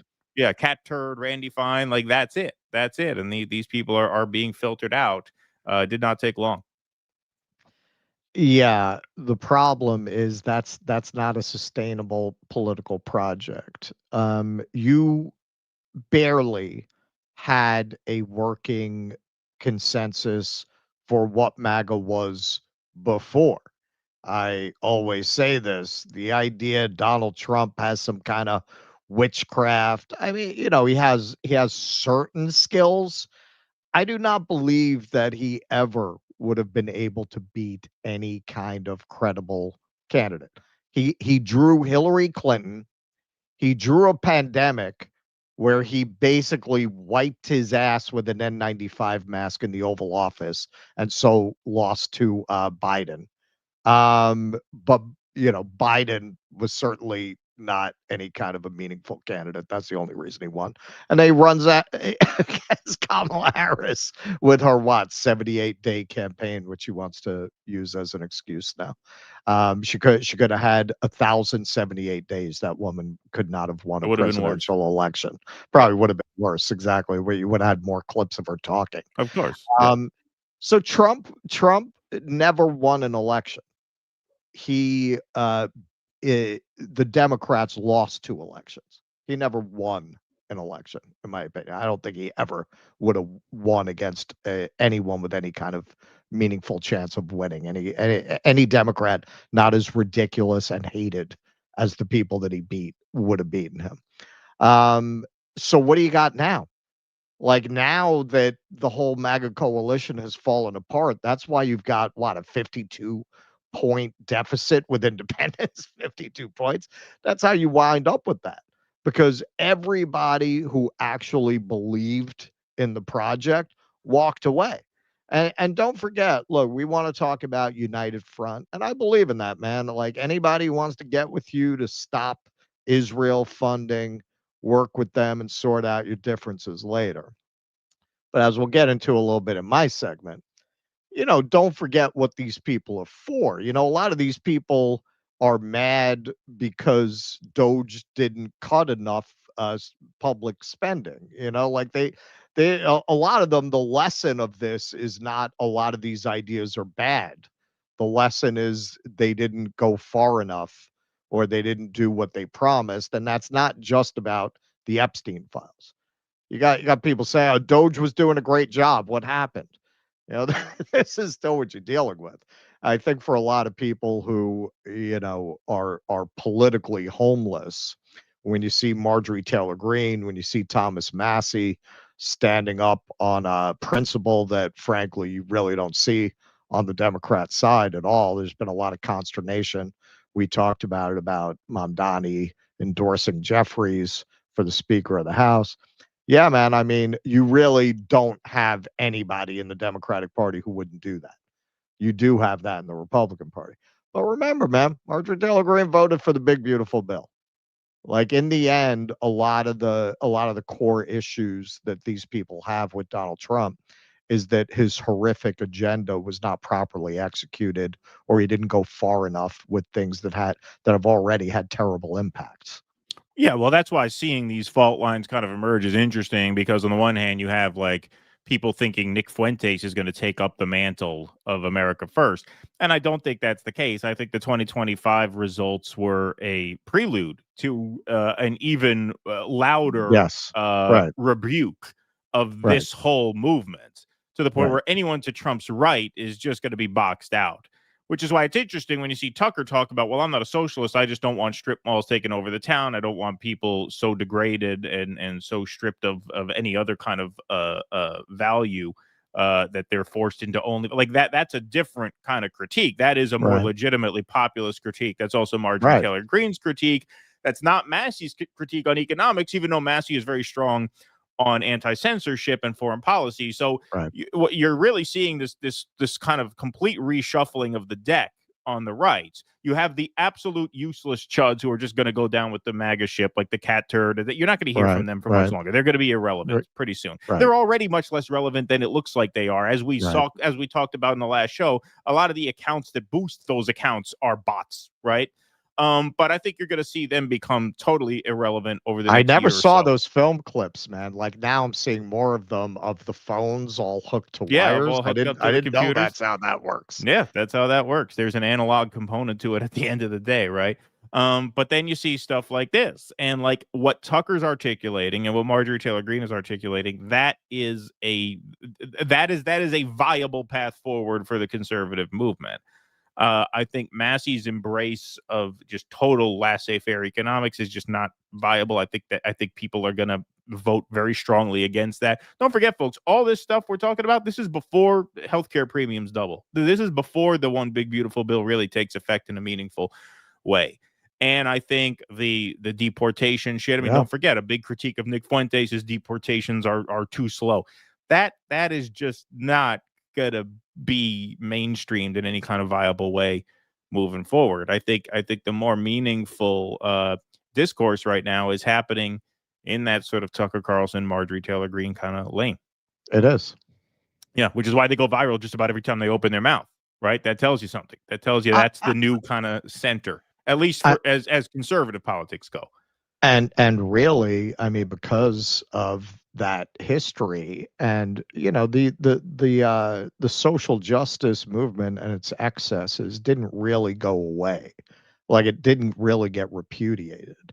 And that's one of the reasons that as you see this rising left that Mamdani kind of emblemizes, you don't really see them speaking out on censorship broadly writ. They speak out on censorship about Palestine. Right, about them. Like they have not really had a reckoning with their speech codes and the things that he's describing. I mean, it's funny because it did go away now in the Trump era. Like you read an op-ed that's talking about them giving out phone numbers to students to complain about thought crimes. It seems like it's from another era, but it doesn't really seem like the Democrats as a party have moved away from that. And one would imagine if they got back in power, probably that reckoning would come because you would probably have some who understand how much that fueled an alt-right movement, but some who, their bread and butter is identity politics who are going to want to go right back to that. I mean, there are people who took there are people, believe it or not, who took the exact wrong lesson of the Biden years and said that they blame the resurgence of Donald Trump on the government not cracking down more on the quote unquote alt-right from 2021 to 2024. Why did you even let them back in the game? You should have just decimated them the way Trump is talking about decimating the left now, right? Which is, of course, the completely wrong lesson. It's impossible. Tucker says in this interview, we didn't clip this for the show, but he says you just can't kill an idea. You cannot shut down an idea. You can't stamp it out of existence. You have to reckon with it. That's what politics is by definition. Well, and frankly, I'm surprised more of the conspiracy-minded QAnon MAGA base is not thinking this through. We've been arguing from the beginning that ICE is the construction of a domestic police force. It is not really about immigration. You don't spend, they could shut down illegal immigration tomorrow by going after a few employers. So why you want to spend, and that's very cheap. Why you want to spend billions of dollars building facilities, building a national police force? That's for you. Okay. So what do you think these Democrats who in polls said they wanted people who wouldn't take COVID vaccines in camps, what do you think they're going to do with their own personal national police force and detention facilities? What do you think they're going to do? They're going to send them after the alt-right. They're going to send them after right-wing terrorists. They're going to come for you. They're going to come for the very people saying, this is what I voted for. Okay. Wait until they're at your door, man, with the face masks on. Yeah, exactly. All right. David Hughes says, "Hey, did you get my email with link to my Zionist Dawn parody trailer in your DMs too? Wolverines, Free Palestine." I haven't seen it. You probably see want to that? send. Honestly, I you didn't probably see want to that. send it again because if you sent it a long Yeah, time ago, it's way back in the we queue. missed it. We must have missed it. So send it again. This way, it's on the top. Thank you, David. Ravid Laz, if there is unity in the oppression, there must be absolute unity in the response. Julian Assange, thank you. All right, let's take some super chats and we'll move on. Okie doke. Mill Raven. Money is a form of authority. Commerce is always at odds with personal liberty. That's why I'm for barter, man. Belkist Felchist. Oh No, like no. Belchist, Felchist. A Jewish American Canyon poem excerpt, quote, with straw in hand and hole, where Russell's muscles clenches. Hold on, I got to read this as RFK. I think that's. Oh, I think that's the idea. yeah. It's straw in hand and hole, where Russell's muscles clenches. I find Russell's nestle hole as if it were a mistletoe. I am compelled to slurp straw in hand and hole. Oh man, I'm not even going to be able to sleep tonight after that. Michael Castillo gifted One Due Dissidents membership. Thanks, Thank Michael. Appreciate Thank it. you, man. Thank you. All All right. Moving right on along. All right. So, in the spirit of the holiday season, we want to give you a note of joy, happiness, and hope. Demonstrators use ice scraper protest to denounce immigration raids, pressure action from Home Depot. So this was day laborer organizers in California who lined up at Home Depot to buy a single 17-cent scraper, return it, and repeat the process in an effort to slow sales and protest the store's cooperation with ICE operations.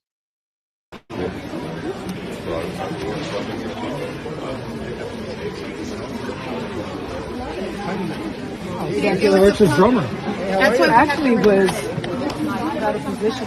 Hey, can everybody's attention, please? If you're purchasing something, I've been volunteering with you can come to this side. Come to this side for the customer to walk through. Thank you. Not to pay. A lot of people, man. Yeah.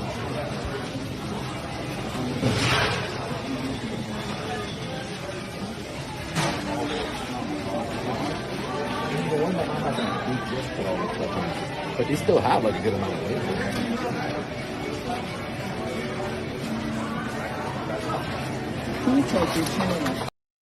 All right. Now, this is part of what I couldn't find it. I saved something not too long ago from a protester who was really advocating for tactics like this. He was advocating for grinding the gears of the system to a halt by flooding it with phone, by all calling the same corporation on the same day and just making it impossible for them to function. I gotta say, man, if you define it in terms of meet people where they are, the world has gone online. The world is very connected to the point that we've had this for a very long time, right? Flash mobs. Could you flash mob activism? I think that is a brilliant idea. I think that's kind of like judo. It's taking what a lot of political organizers might see as a disadvantage, that everyone's online, and you're literally meeting people where they are. Hey, man. Hey, man, you're in this space anyway. Do me a favor. Call BlackRock all day long. Call BlackRock. You know, find ways to make it very difficult for them to do business as usual. Now, I'm not saying that's the only thing. You still got to get out in the streets. You still got to put bodies in the streets. I think concepts like this are very promising. I think it's really a way to leverage people being online as an advantage in ways that haven't been explored yet. Demonstrators used a new and symbolic measure to denounce the ongoing immigration actions across Los Angeles County over the weekend at a Home Depot store in Monrovia. The activists each purchased an ice scraper for just 17 cents at the store before getting back in line to return the item. The act clogged customer service lines, something they say is a political act urging Home Depot to keep federal agents out of their stores. We want to scrape ice from our communities, said Palmyra Figaro. I'm going to allow it this one time. The communications, I hate puns, the communications director for the National Day Laborers Organizing Network. It's kind of symbolic, right, to use an ice scraper, buy it, and try to collapse their system for a moment or for some time with the group of people that are witnessing and are willing to stay to stand up for the human rights of day laborers. For nearly an hour, the buy-in operation stalled the store from operating as usual. The protesters then marched through the aisles of Home Depot, which led management to close the store down. Figueroa said the demonstrators noticed the quick action the store took despite not closing down for any immigration operations that had previously happened in their parking lot. Oh, you can actually shut a store, right? You can shut for this, but you have not shut them when an ICE raid and abuse is happening, she said. In previous requests for statements on immigration operations happening outside of their stores, Home Depot's communication team has repeatedly said that they do not cooperate with ICE agents and are not notified of operations before they happen. Now, that, frankly, given the way these guys operate, I think that's likely to be true. But the point that she made is, well, why don't you speak out on this? Why don't you shut down the store? You shut down the store for this protest. Why don't you shut down the store when they show up? So this is, I just want to take a look at this. This is pretty typical of the negative comments. And don't get me wrong, there were a lot of positive comments too. But this was very typical of quote unquote MAGA comments. Cryptid, proud of themselves, no doubt. Perhaps Home Depot would do well to not allow the day laborers access or referrals in their parking lots and stores. Another reasonable response would be to limit the minimum amount, I guess he meant, of returnable merchandise along with a minimum time from the sale. And then Brostradamus. Grok, do people have any rights to protest on private property? Could they be trespassed? Now this is why I wanted to show this, and this is pretty representative. These are a bunch of fucking Karens. They sound like libs. They sound like libs. The way that libs are always very concerned about how you could use the rules, how you could leverage process against people. This is what I see all the time from them. That they want to appeal to some kind of authority, that they want to use law for, they want to censor. I met any time that they think they have some pretext, they'll tag DHS in a comment to try to get them to go after somebody if they don't like what they said. I had that. I said I shared a video of an ICE raid, and I said, eventually someone's going to leak the names of these people, and that's not going to go well for them. And I didn't threaten. I said, I think that's going to happen. And they tagged DHS. Oh, look at this guy. So it's kind of amazing, man. And honestly, for me, this is part of what was so topsy-turvy about the whole quote unquote woke era. My whole life, this is how we thought of the right wing. They're the Karens, right? They're the uptight, censorious prigs who, God damn it, I want my law and order, who are going to appeal to authority this way. Grok. I mean, I really want to get to a story about this, about how these juds are being brainwashed into thinking Grok is some kind of final arbiter of truth when it spits out answers like, would you rather have Peyton Manning or Elon Musk? Oh, Elon Musk, absolutely. Yeah, that's where you want to go for information. But I think these tactics have a lot of potential. Not that it should replace getting bodies in the streets, but you want to find ways to really grind the system to a halt in the absence of the capacity for a general strike, that is something that I think should definitely be explored. I think movements with enough organization and visibility to really reach people should think about getting creative about their tactics. Like, yeah, you want to do bodies in the street, you want to do fundraising, but you know what, man? I think it would go a long way if you say, all right, we're going to flash mob this Home Depot on Thursday. And you just do those things in a way that they can't predict. Like, don't go back to the same place next time. Flash mob a different place.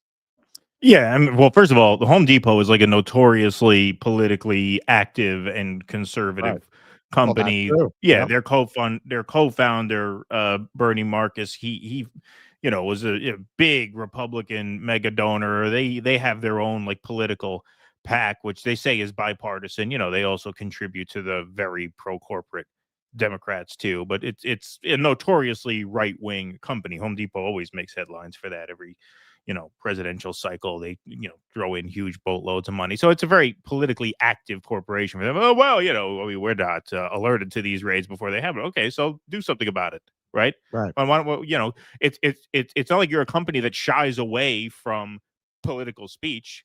Right. Your company has its own PAC that funds candidates. So speak up for what's right for a change for once in your company's history. And the protest action, that's great. That's a way to sort of slowly grind the gears. It's totally legal. You're allowed to buy and return something. Now if they really wanted to confuse them, what they should do is when the cashiers start getting hip to what's going on and they say something about it, they accuse them of anti-Semitism. They should all speak in Jewish accents. I can't use this. I spent 17 cents on this. I can't use it. I got to return it. Are you telling me I can't do it? You're telling me I can't return an item? Yeah. Yeah, they should all have the Star of David shirts. Disgusting anti-Semitic, anti-Israel policy that I can't return a 17-cent ice scaper. This is what an are you outrage. saying? I'm cheap? Are you saying I'm cheap? Are you stereotyping me? You stereotyping me? Well, you're saying 17 cents is not a big deal. Maybe to you it's not a big deal. It's a big deal to me. How dare you say that? That's how you go on give offense. Me the 17 cents in pennies. What are you trying to say? Pennies. Yeah, exactly. I can't even get a dime. A nickel's supposed to put 17 pennies in my wallet. That's right. Just turn the outrage onto them. If they're going to be a Karen to you, you'll be a Karen to them. Yeah, just to say this is an anti-Semitic attack. This is a pogrom that I'm not allowed to return this ice scraper. And what is Fox News going to say about that? Nothing. That's checkmate. Yep. That's how it's done. All right. Here, why don't you take those super chats and I will get our scroll ready because we got to do the scroll today for sure. Go ahead. Okay. Brad Gilbert, Cat Turds IG already pivoted to questioning Israel. Oh, he's getting desperate now. He's getting scared now. Vicky Blair. There was a flash mob Chicago, I think, that brought out street food vendors so they could go home because ICE was supposed to be in the area. Happy Thanksgiving, guys. Yeah, man. I think that is a very interesting concept for modern activism, particularly if you got to respond quickly to these ICE raids. All the more so you want to do organizing in this way. Yeah, absolutely. All right. Hey folks, it's a special day for members. We are going to be going over to the members only post game a little bit later on. So if you want to join, go to dudissidents.com/Patreon/Substack or /locals. You can become a member for just $5 a month. Substack and locals also have annual subscription options. You could sign up for $50 for the whole year. That gets you 2 months free. The most recent post on these member platforms is the one with the link to the post game. So we're going to do last 2 segments of the day plus your calls on the post game. We have 30 people hanging out in the post game room already, but it helps tremendously. This is just one of many perks. Film Club night. We're going to do Film Club night on Saturday the 30th. This is the last time we'll see you before Film Club. So we want to announce that now. Saturday the 30th at 8 p.m. We will be doing Alice's Restaurant for Film Club, a special Thanksgiving-themed Film Club episode. That should be a lot of fun. You have call-in access to those as well. You also get call-in access to all of our Q&As, which happen every Sunday after the main show over on Rumble. You get your name up in lights here on the show scroll, a credit in our upcoming Uhuru documentary, and ad-free live stream replays emailed to you every day, the day after they air publicly. So if you miss a show on the public airwaves and you want to watch it back without commercial interruption, you can do so by becoming a member. It helps us out tremendously. What are we doing on the post game today? We're doing two great segments. We're going to do part 2 of our Bari Weiss versus Ben Shapiro. We're not versus Ben Shapiro. Part 1 of Bari Weiss and Ben Shapiro on the main show, and then part 2 on the post game. So you get a double dose of Bari Weiss and Ben Shapiro today. And then we're also doing a segment on Israelis fleeing Israel, which is a fulfillment of the Dobular prophecy that, Yes.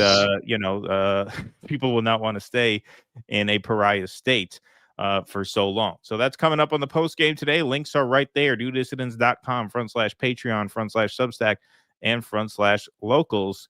You guys are the backbone of the show. Of course, we thank you all for your support.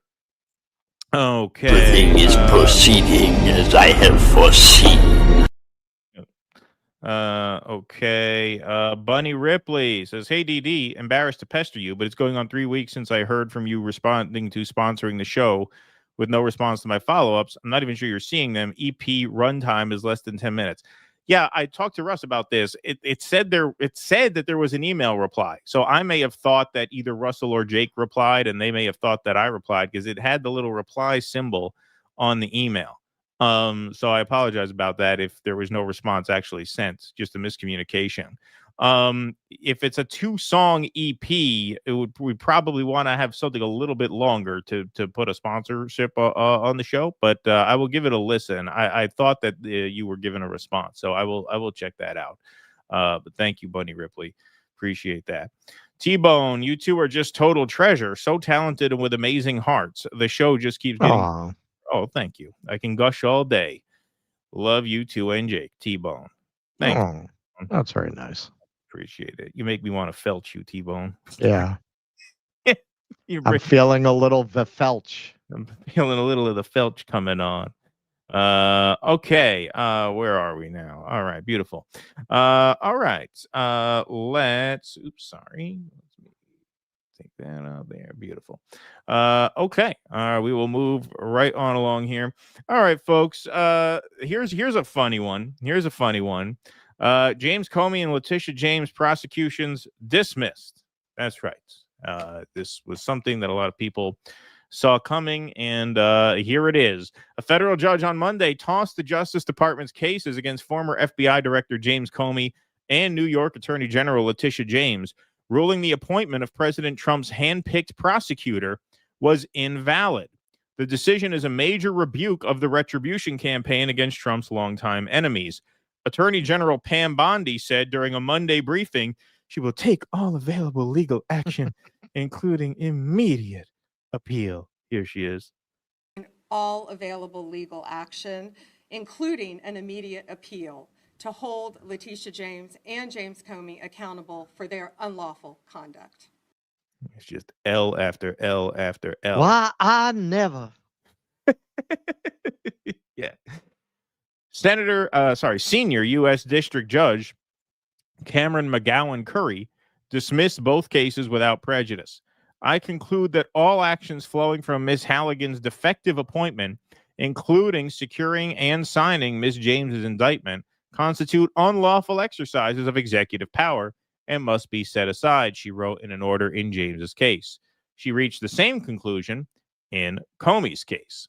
And here is the press release that Letitia James released after hearing of this dismissal. I am heartened by today's victory and grateful for the prayers and support I have received from around the country. Comey, apparently unfamiliar with the concept of headroom when he makes videos, decided to release a video statement. We'll play some of it. It's kind of boring. The court ended the case against me, which was a prosecution based on malevolence and incompetence, and a reflection of what the Department of Justice has become under Donald Trump, which is heartbreaking. But I was also inspired by the example of the career people who refused to be part of this travesty. It cost some of them their jobs, which is painful, but it preserved their integrity, which is beyond price. And I know they will serve again. I was very lucky that some of the best lawyers in America stepped forward to represent me. I hope they serve as an example to more and more lawyers, especially at some of the big firms, to participate in protecting our liberty, protecting the rule of law. All right.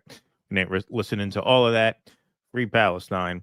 Carolyn Levitt comes out and is very defiant in the aftermath of these dismissals. She reaffirms her confidence in Lindsay Halligan, who was the last minute appointee to the case, and insists that, Comey and James are dancing in the end zone prematurely here.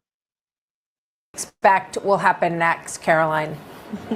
Well, what I will say is that everybody knows that James Comey lied to Congress. It's as clear as day. And this judge took an unprecedented action to throw these cases out to shield James Comey and Letitia James from accountability based on a technical ruling. And the administration disagrees with that technical ruling. We believe the attorney in this case, Lindsay Halligan, is not only extremely qualified for this position, but she was in fact legally appointed. And I know the Department of Justice will be appealing this in very short order. So maybe James Comey should pump the brakes on his victory lap. All right, we'll be watching. We just showed a small piece of it. It goes on and on. Caroline, thank you very much. Thanks, Happy Martha. Thanksgiving. Good to see you. All right. Yeah. I'm sure they're really shaking in their boots here. So the technicality in question, by the way, is they're saying that Comey lied to Congress when he said that he stood by previous testimony in which he may have lied to Congress. Now, that previous testimony was outside the statute of limitations to prosecute him for now because it's a 5-year window. So what the Trump administration tried to argue is that he lied when he said he stands by that testimony, which technically he didn't, because technically all he's saying is, I stand by that testimony. He's not reaffirming what could have been false testimony. He's very smart. He's the head of the FBI. He knows how to talk around these things. And it seems like he did talk around those things, which means, unfortunately, seems like he outfoxed the geniuses at the Trump DOJ. They didn't realize this until it was almost too late, which is part of why this case fell apart as quickly as it came together. But we'll get into that in just a moment. They're not used to dealing with a head of the FBI that doesn't write children's books about the president. Exactly. Like, you're not talking about a bug-eyed lunatic who writes children's books. You're talking about a guy who knows the system. He knows how to talk his way out of shit. Call me whatever you think of him. He's a pro. There's no disputing that. Trump's Justice Department had rushed to secure Comey's indictment ahead of the statute of limitations that has since passed. Comey pleaded not guilty to charges that he lied to Congress during a 2020 hearing and obstructed the proceeding. James was charged with bank fraud and making false statements to a financial institution. She also pleaded not guilty and has called the case baseless. So if you remember, this was how this case came to be. Donald Trump on September 20th tweets out, perhaps by accident, perhaps this was supposed to be a text message, or perhaps we were supposed to think this was supposed to be a text message. Could have been a double psyche for all we know. 4D chess he's so famous for. Right. Could have been 4D chess. Pam, I have reviewed over 30 statements and posts saying that essentially same old story as last time. All talk, no action. Nothing is being done. What about Comey, Adam Shifty Schiff, Letitia? They're all guilty as hell, but nothing is going to be done. Then we almost put in a Democrat-supported U.S. attorney in Virginia with a really bad Republican past, a woke rhino who was never going to do his job. That's why 2 of the worst Dem senators pushed him so hard. He even lied to the media and said he quit and that we had no case. No, I fired him, and there is a great case, and many lawyers and legal pundits say so. Lindsay Halligan is a really good lawyer and likes you a lot. We can't delay any longer. It's killing our reputation and credibility. They impeached me twice and indicted me 5 times over nothing. Justice must be served now. President DJT. And by now, he meant now, because at this point, the statute of limitations was due to expire in like less than a week. I think it was a 5-day window that he gave them. So they really had to throw this together as quickly as possible. So what happens? Trump ousted U.S. Attorney Eric Siebert, who had failed to bring a case against Comey or James. The administration then replaced Siebert with Lindsay Halligan, who had previously worked for Trump. She is now serving as the interim U.S. attorney for the Eastern District of Virginia, despite having no prosecutorial experience. Lawyers for Comey and James argued that Halligan's appointment violated the Constitution's appointments clause and the U.S. Code governing U.S. attorney vacancies. While the AG may choose an interim U.S. attorney to serve for 120 days, James's and Comey's attorneys argued that the window had already expired. They have said that that meant the district court, not Attorney General Pam Bondi, should have appointed an interim U.S. attorney. In other words, they had 120 days from taking office to appoint it themselves, Right, and after which, I guess the law says they then defer to the district court. So Laura Ingraham has a guest on, David Schoen, who is a pro-Trump guy who says that this was an avoidable blunder and the DOJ knew it. This was avoidable. DOJ should have had someone in the room with Lindsay Halligan.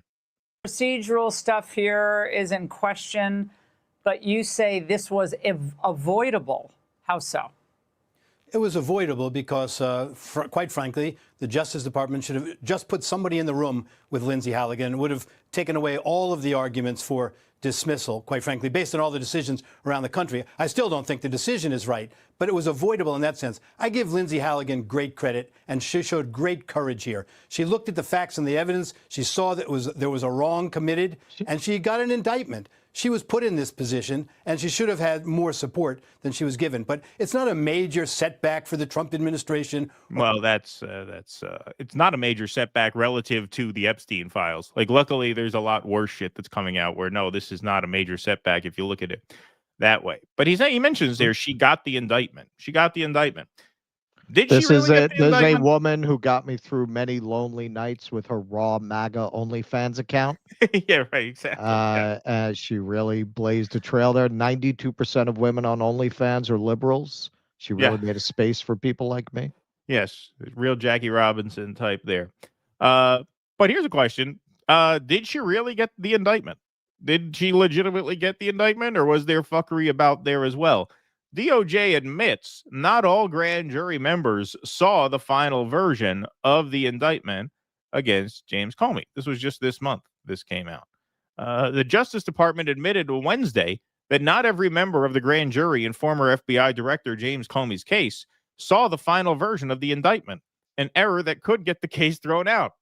The rare admission of fault from the administration came toward the end of a hearing on Comey's arguments that the case should be dismissed because he's the victim of a selective and vindictive prosecution.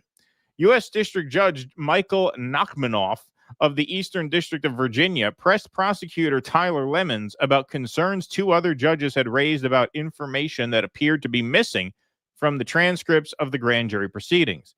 The concerns centered on two separate indictments that had been drafted.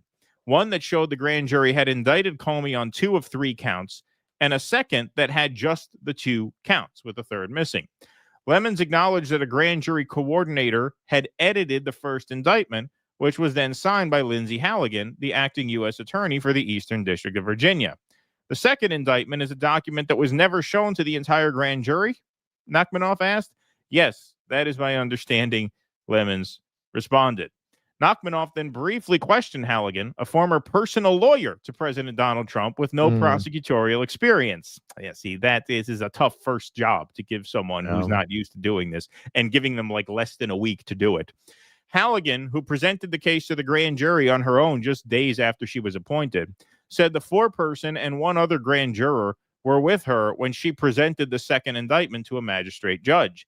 The indictment was signed by the foreperson, but not reviewed by the entire grand jury, as the first one was, Halligan said.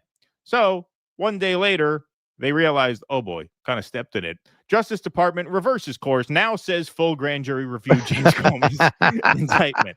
Real crackerjack team they have on this, folks. As you can see, Maine puts it very well. Lindsay Halligan is a DEI hire. Thank you for your attention to this matter. Yeah, she really was. She really was, as evidenced by this. This is the kind of work she was doing just a month before she was given this case. Just a month before, she was told that she had to prosecute James Comey in a 5-day window or else the case would be thrown out. Here she is arguing that the Smithsonian Museum of what is it, African American Heritage? You've been to this museum, right? Yes. Yeah, here Yes, she I is have. arguing that it overemphasizes slavery. Yeah, I don't think a museum about the history of African people in America should talk about that at all. No, it should talk more about how we've moved on from slavery. There Yeah. should be an entire Thomas Sowell wing of the Smithsonian Museum and African American Heritage. That's really what it should be. That's what it should Yeah. Yeah. Well, look, they want an African American museum by PragerU. Yeah, we talked about this before the show.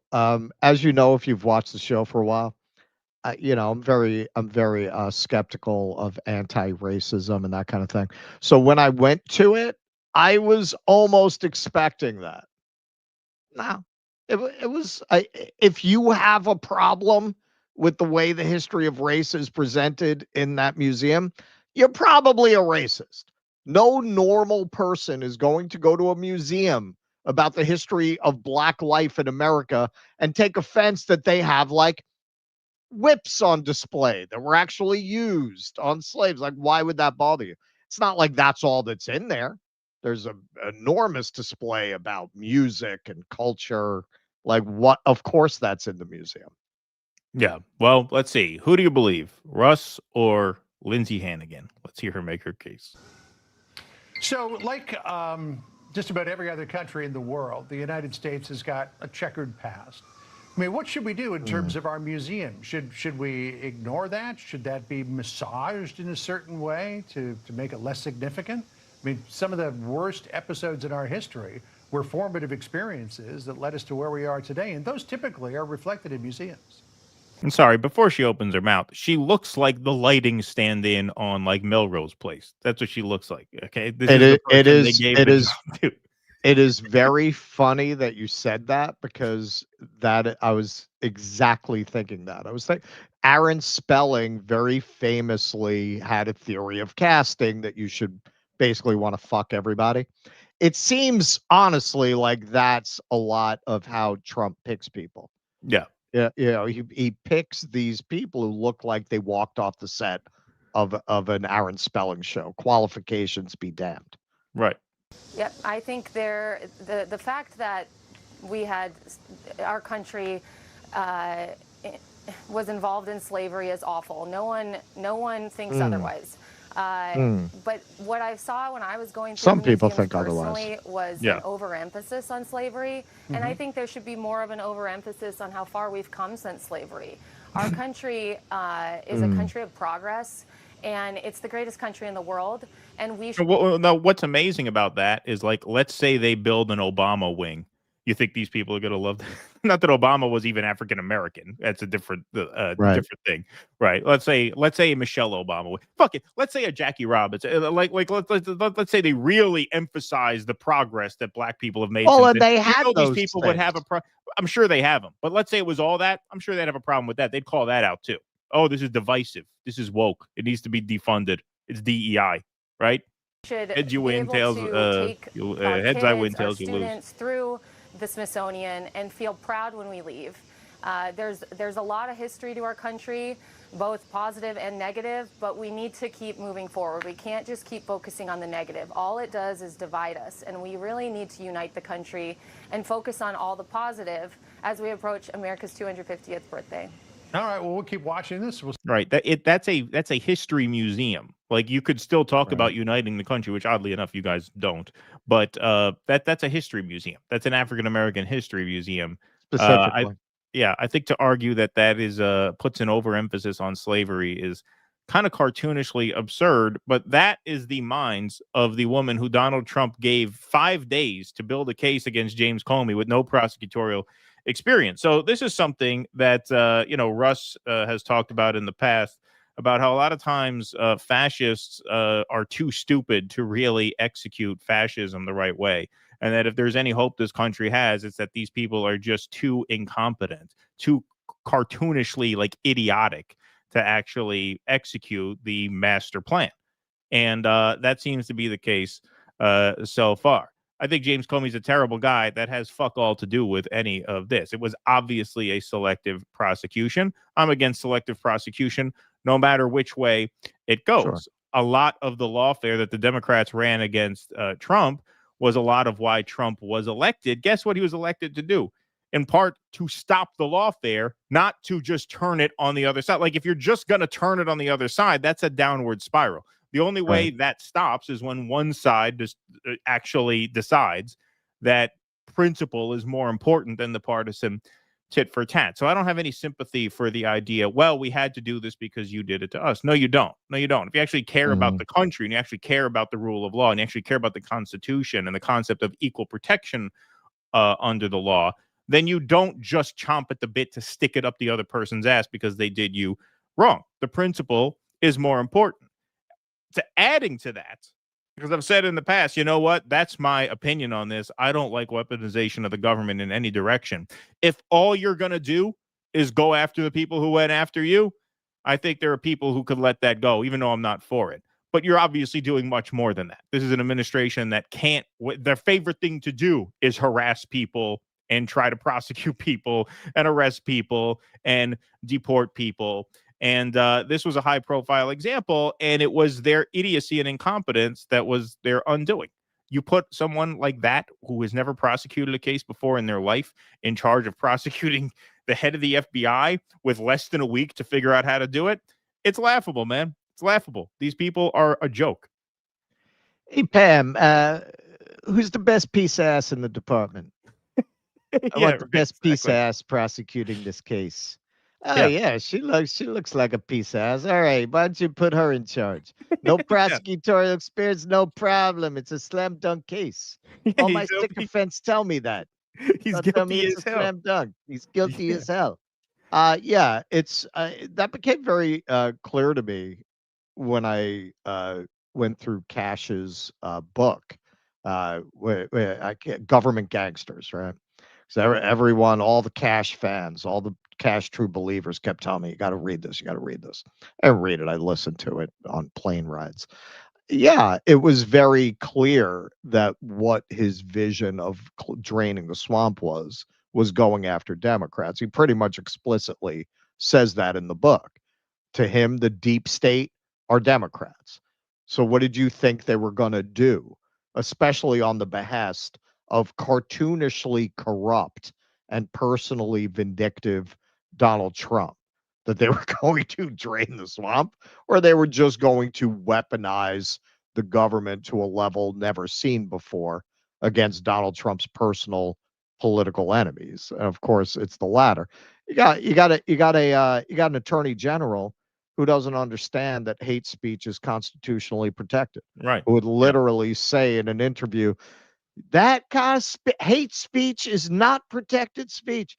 They're morons, because nobody with better prospects would work for a president like this. You got pretty decent odds you're going to end up in jail, that he's going to make you do things that are going to put you in jail. And even barring that are going to destroy your reputation for the rest of your life. You're never going to be professionally respected by your peers after working for this president. Right, exactly. So who's going to do that? People with nothing to lose. Right. People that like no president who's credible would make you the attorney general. Who would put Crazy Eyes Cash as the head of the FBI other than someone like Donald Trump? So when's that opportunity going to come for him again? Fuck it. I'll risk the prison time. Right. Exactly. Because no one else would give them that shot. This is their one shot to, go for the gold. And because, the Republican Party at the time was just so in the pocket of Donald Trump, they weren't going to reject any of his nominees. So they all got through. I think today, if you put a lot of these people through the same nominating process, a lot of them wouldn't make it through, because Trump's cachet has really kind of crumbled, right? But at the time, he had what do they call it? The bully pulpit. He was able to whip the votes, as they say, and he did. I don't know. I'm starting to rethink that. I don't know if we should have a guy who sucks cum with a straw out of asses in charge of Health and Human Services. That seems like a conflict of interest. Exactly. All right, folks. Hey, while we are paused here, I want to tell you about one of our dissident sponsors. John Coa's got a 34-song album released, songs from A to Z, lots of originals, lots of covers, Bruce Springsteen's Atlantic City. Baba O'Reilly by The Who. Interested to hear a stripped down kind of acoustic version of that. That's interesting. His original song, which we've premiered here, Just a Little Off the Rails. We've also premiered Not Dark Yet, the Bob Dylan cover, and Boy in the Bubble, the Paul Simon cover off the famous Graceland album. Dead Flowers by the Rolling Stones, Doctor My Eyes by Jackson Browne, of course, the Leonard Cohen staple, Hallelujah. They're all on this 34-song album being released in phases. We have the premieres here. When we switch to Rumble from time to time, we will premiere a new track. But you can go out and check out what music he has released already at dudissidents.com/Koa. That gives you a link to his Spotify, his Apple Music, and his YouTube channel. So please do check that out. All righty. What do we got here? We got some super chats, some Rumble rants. I'll take a couple of these Rumble rants. Nocturnal Human says, here's an idea. A lot of people can order an ice water in the McDonald's drive-thru and drive slow. There you go. Order an ice water. Yeah. That's a Jewish thing to do. You got to order something with a lot of special requests. Like, okay, I'll take a quarter pounder, no pickle, extra ketchup, no onion, and then take it inside and say they got it wrong. And then you need another one. That'll slow them down. Stoop Sign says, I'm returning this ice scraper because I was under the impression a portion of the proceeds would go to ICE and I support ICE. False advertising. There you go. Thank you, Stoop Sign. Appreciate that. All right. Want to take some super chats? Showa. Charles H. Guys, you're missing the point. These illegals are bringing their insurance and healthcare over the borders like the cows and meat. Yeah, right. They're bringing their cows and their health insurance. Yeah. STCYR 3000. Why is everyone trying to get rid of the history of slavery? We all need to remember slavery so we don't repeat history. Because honestly, we are already slaves to the elites. Get out of here.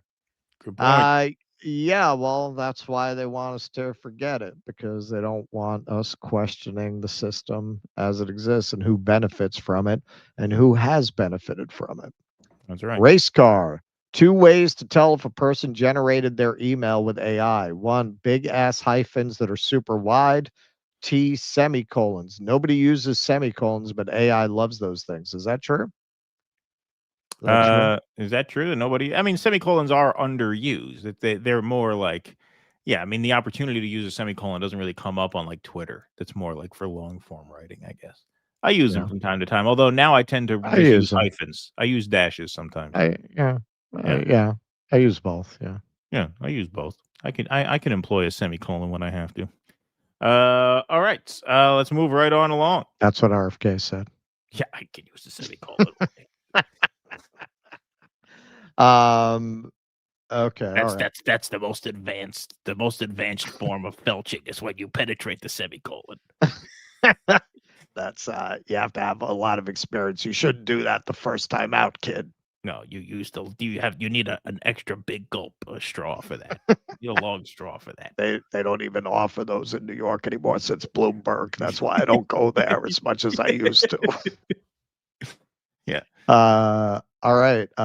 So the GOP seems to be coming apart at the seams more quickly than I think anyone could have imagined. This is Jake Sherman. He's a reporter at Punch Bowl News. A few other GOP members messaged us over the weekend saying that they too are considering retiring in the middle of the term.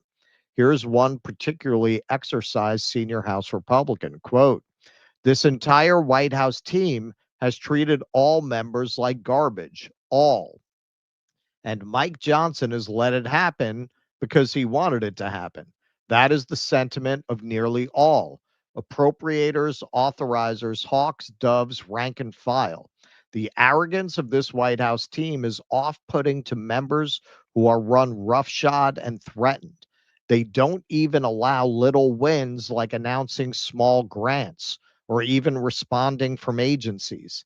Not even the high profile, the regular rank and file random members are more upset than ever. Members know they are going into the minority after the midterms. More explosive early resignations are coming. It's a tinderbox. Morale has never been lower. Mike Johnson will be stripped of his gavel and they will lose the majority before this term is out. So kind of building on what we were talking about in the last segment about crackpots and weirdos being the people most likely to form the core of a fascist movement, which is kind of the Achilles heel of fascism. You usually attract incompetence and they wind up destroying it all on their own, not really being able to execute. This is another aspect of that. There's the old Machiavelli question: is it better to be feared or to be loved, right? The problem with being exclusively feared and not only not loved, but passionately hated is everyone's always sitting there with the knives. They're ready to go, man. They're ready to go. And even if you're competent, which this crew is not, you're going to stumble. You're going to stumble. And if you have pissed in everybody's face, if you've made everybody hate you, if in your arrogance, self-absorption, and just overall general idiocy, you have alienated all of your potential allies, when you stumble, they're not going to grab your shoulder. They're going to grab a knife. That's what's happening now. You're falling, and there are a lot of people very incentivized to push you off the cliff because of the way that you treated them. In the end, that is not a sustainable politics. If you do politics that way, it's only a matter of time before people turn on you and take you down.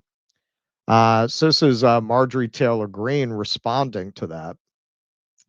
Fact check true, but it's worse than people inside the bubble know when you talk to real Americans outside the wicked snow globe of Washington, D.C.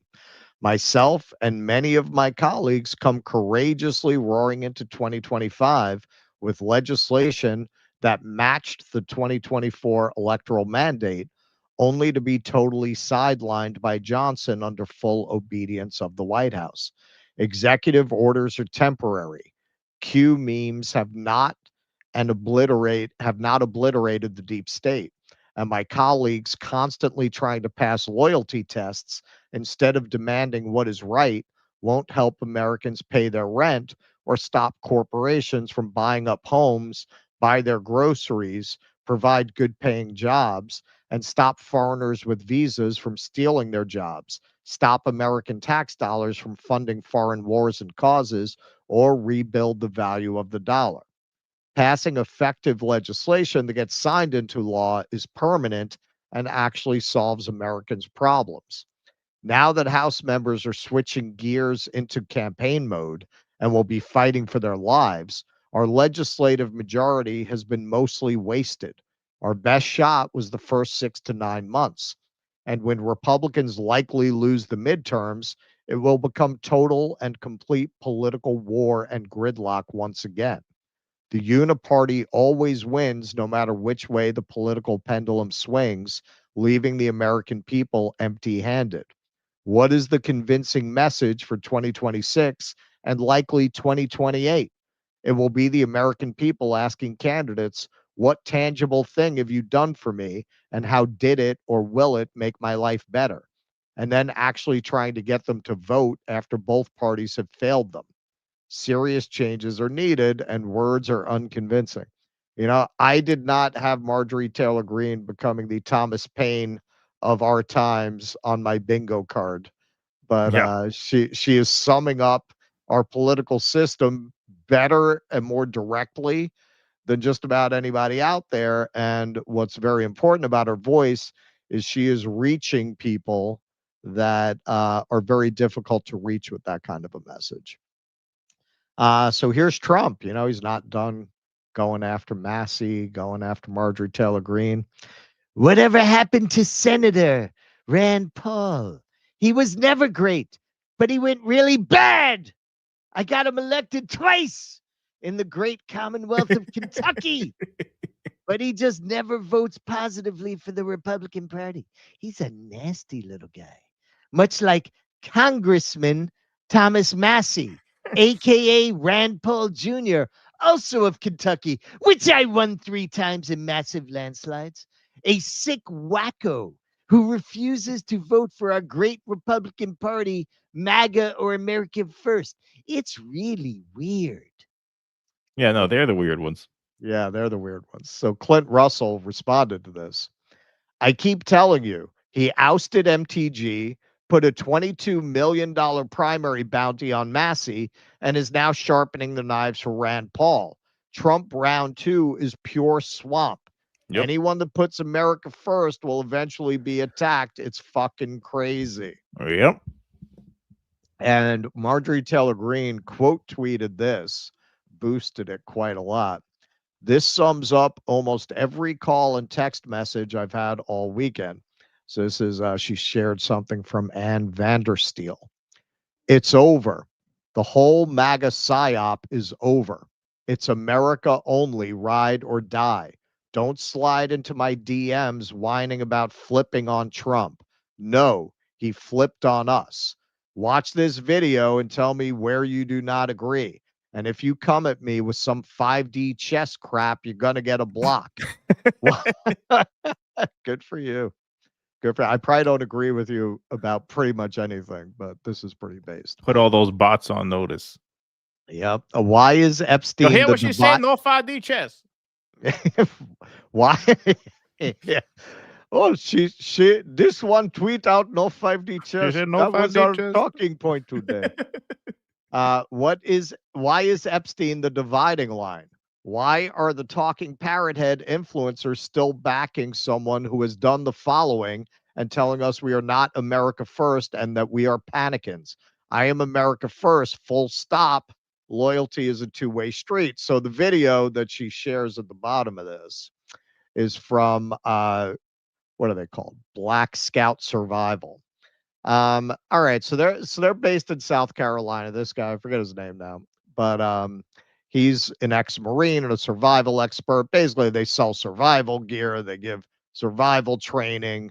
I think that's kind of really what his channel is built around. I think he started with that and got more political. Coffee that makes you shit gold.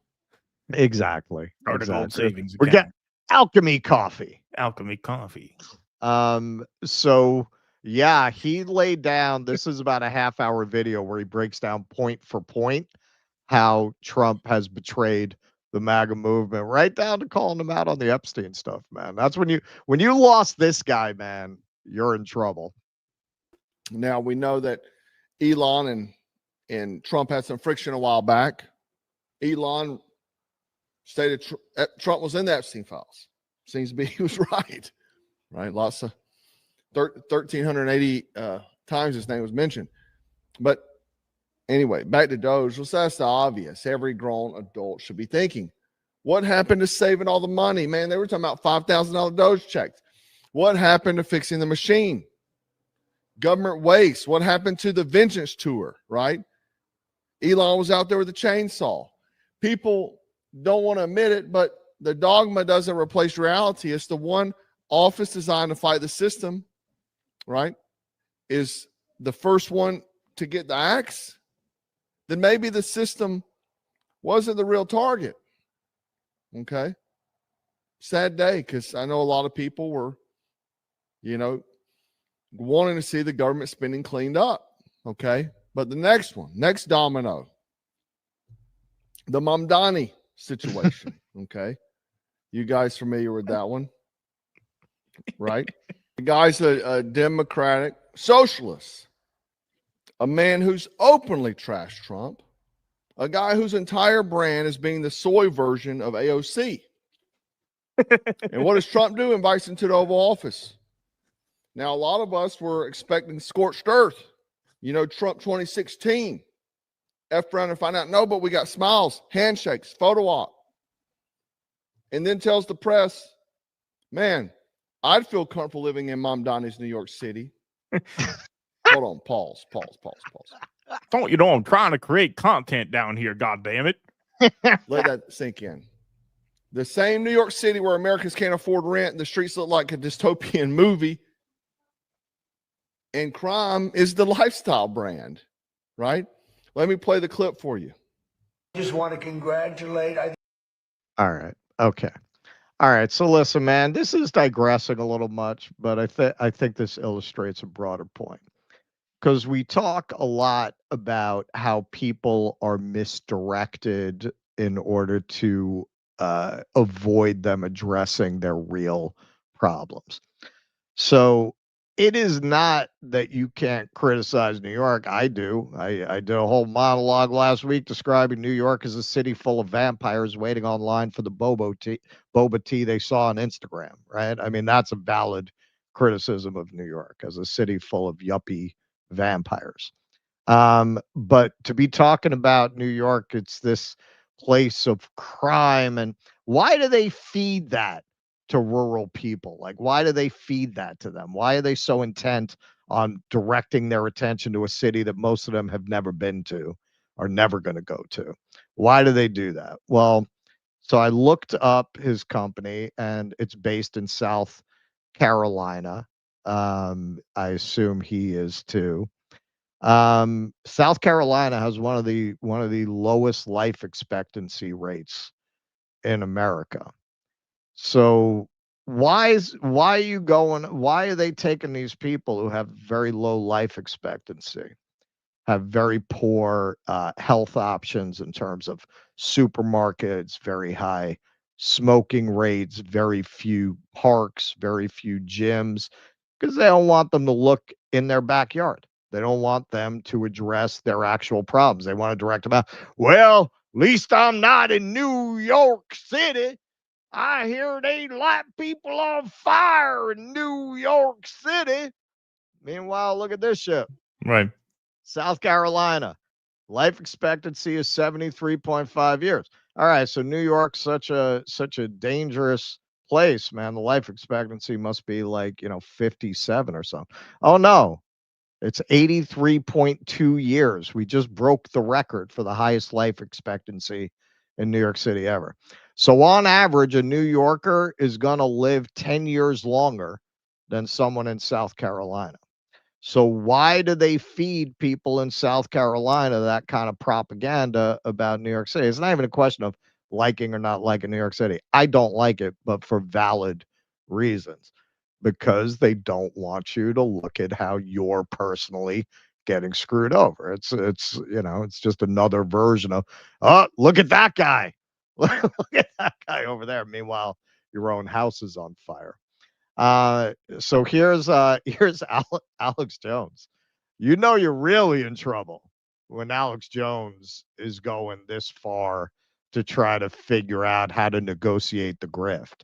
He still won't throw daddy under the bus, but he knows he can't go on there really with what audience he has left and start attacking Marjorie Taylor Greene either. So he's in a tough spot here. If Trump continues to attack some of his best supporters just because they disagree with him on a few issues, they vote the majority of the time with him, it's stupid. Spend that energy on the Democrats. People don't like it. And the poll numbers show that. But I sure get criticized, like when he kicked Elon Musk out, and then Doge is now completely falling apart. They now admit Doge is defunct. It stopped. Most popular thing Trump was doing. He's been nice. They're back friends. Okay, great. I had listeners tear me apart. Not the majority, but we lost, a lot of listeners. You got a lot of hateful mail.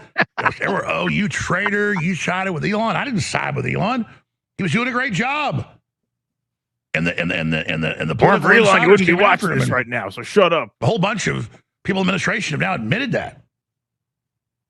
You don't just have bad Democrats. Elon did a great job. He took me after I got sued to within an inch of my life, and he gave me a platform. He lets me come on here and reinforce his narratives. You got establishment Republicans. So, no, it's not good MTG's been run out. And now it's being reported a whole bunch of other Republicans are getting ready to quit. And then Trump will say, well, we don't need them. We'll get somebody else better elected. No, you'll probably lose those midterms or those special elections. And I don't just say that to go, oh, look, he's being negative. He's betting we're losing. No, that's what I really think. And this is what I do.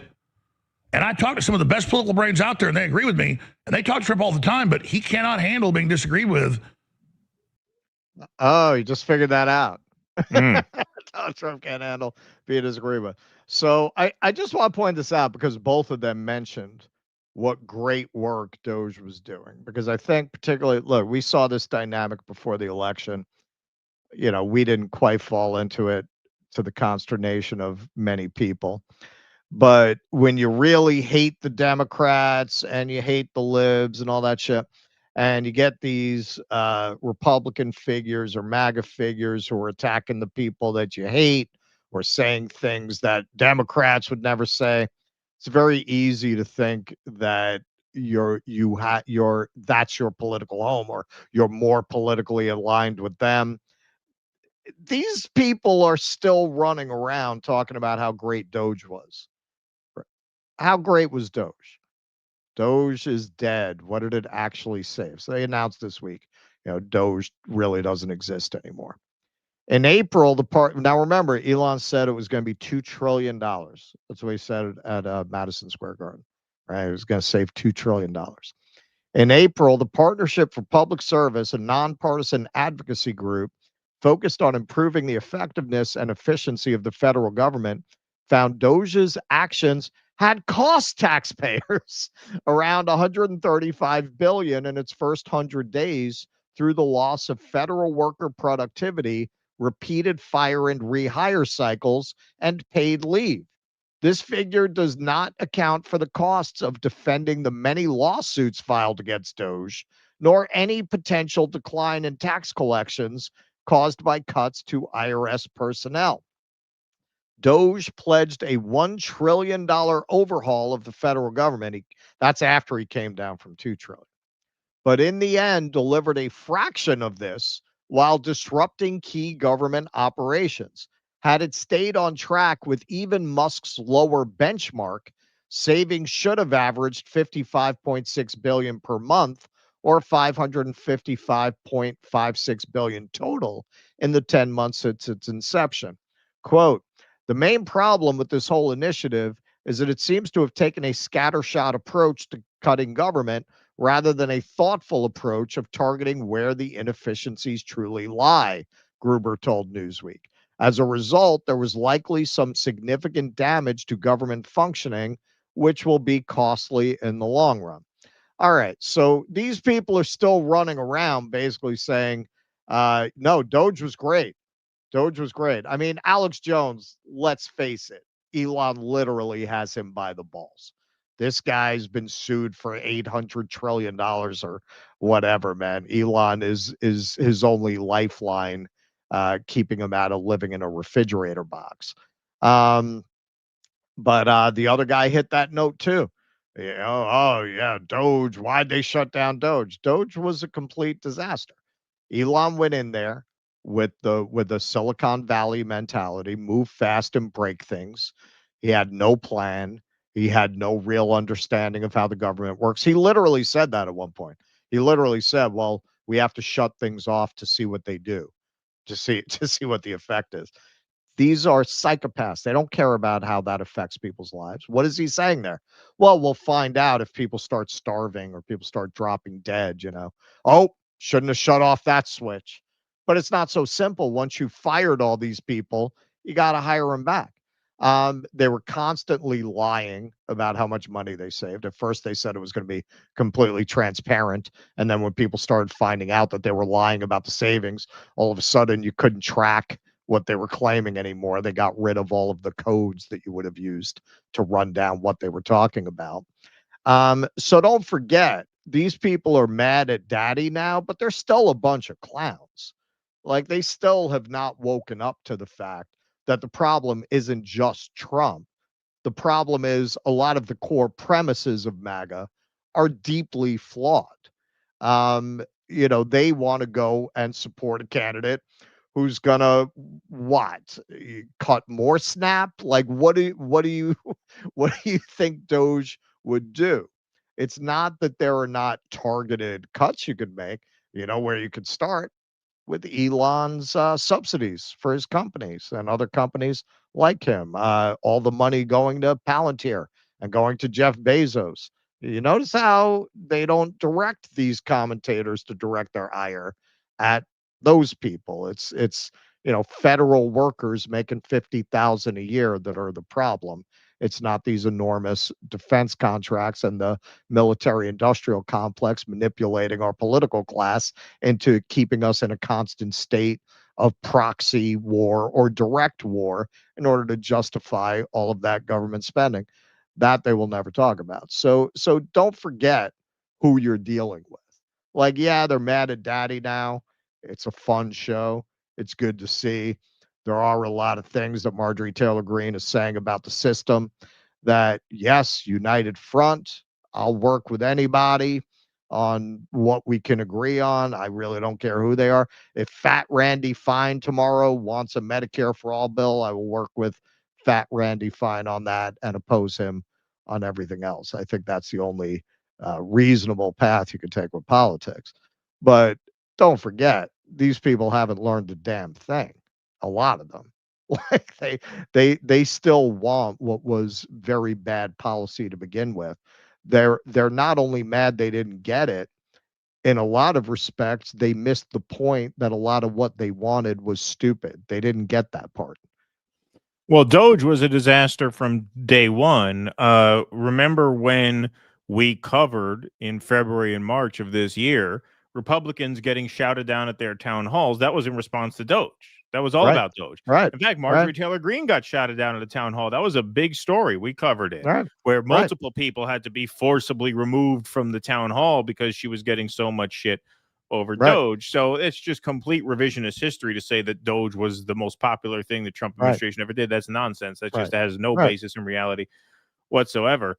As for these resignations, yeah, if that reporting is accurate and more resignations are forthcoming, which is very possible, because a lot of these candidates, a lot of these Congress people, they want that revolving door to stay open, and a humiliating defeat sometimes can limit your options going forward on the private sector side of things. If you lost your seat in rural Arkansas by 15 points to a Democrat, that seat on the oil company board is not as warm for you as it once was, right? Your reputation goes a long way in that kind of business. So yeah, it is possible that more resignations are to come. And here's what makes this And remember, a lot of interesting. these people, most of these people are already rich. Like, they don't need the job. Right. Exactly. And what makes it really interesting is that Marjorie Taylor Greene is the 219th Republican. So when she retires in January, that now leaves them at 218, which means one more after that. They are now a minority, quote unquote, because the Democrats don't have 217. The Democrats are like 213 because there's vacancies and there's special elections, yada, yada, yada.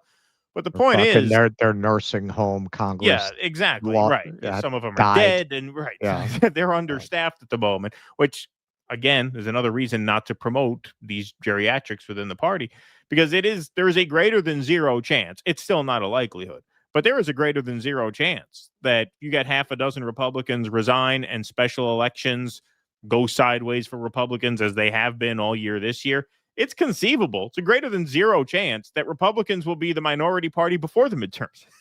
They may lose the House before the midterms. It's not impossible. It's kind of looking that way, man. If half a dozen quit and the Democrats can win a couple of these special races, there's a greater than zero chance that happens. You talk about total humiliation, but that is the bed that they made for themselves. It really is. I mean, there's just no other way to put it. All right. Why don't we take some super chats? We got a couple there, and then we got some Rumble rants here, and then we got one more before we switch over to the patron side. All right. Brad Gilbert. People don't use semicolons. However, I still do. Haha, good one. Cute. Well done. Well done, sir. That's adorable. Ton Quinby. Halligan was third runner-up in a Miss Colorado pageant. She sounds like she's trying to answer a pageant question. She really does. And that does not surprise. That backstory does not surprise me one bit. Central casting. Mark Puglisi says, I use semicolons all the time. The rule is, : you can't start a sentence with a pronoun, so you must use a semicolon. Brother Vaughn from Virgin Catholic taught me. Good. Well, thank you, Mark Puglisi. Appreciate that.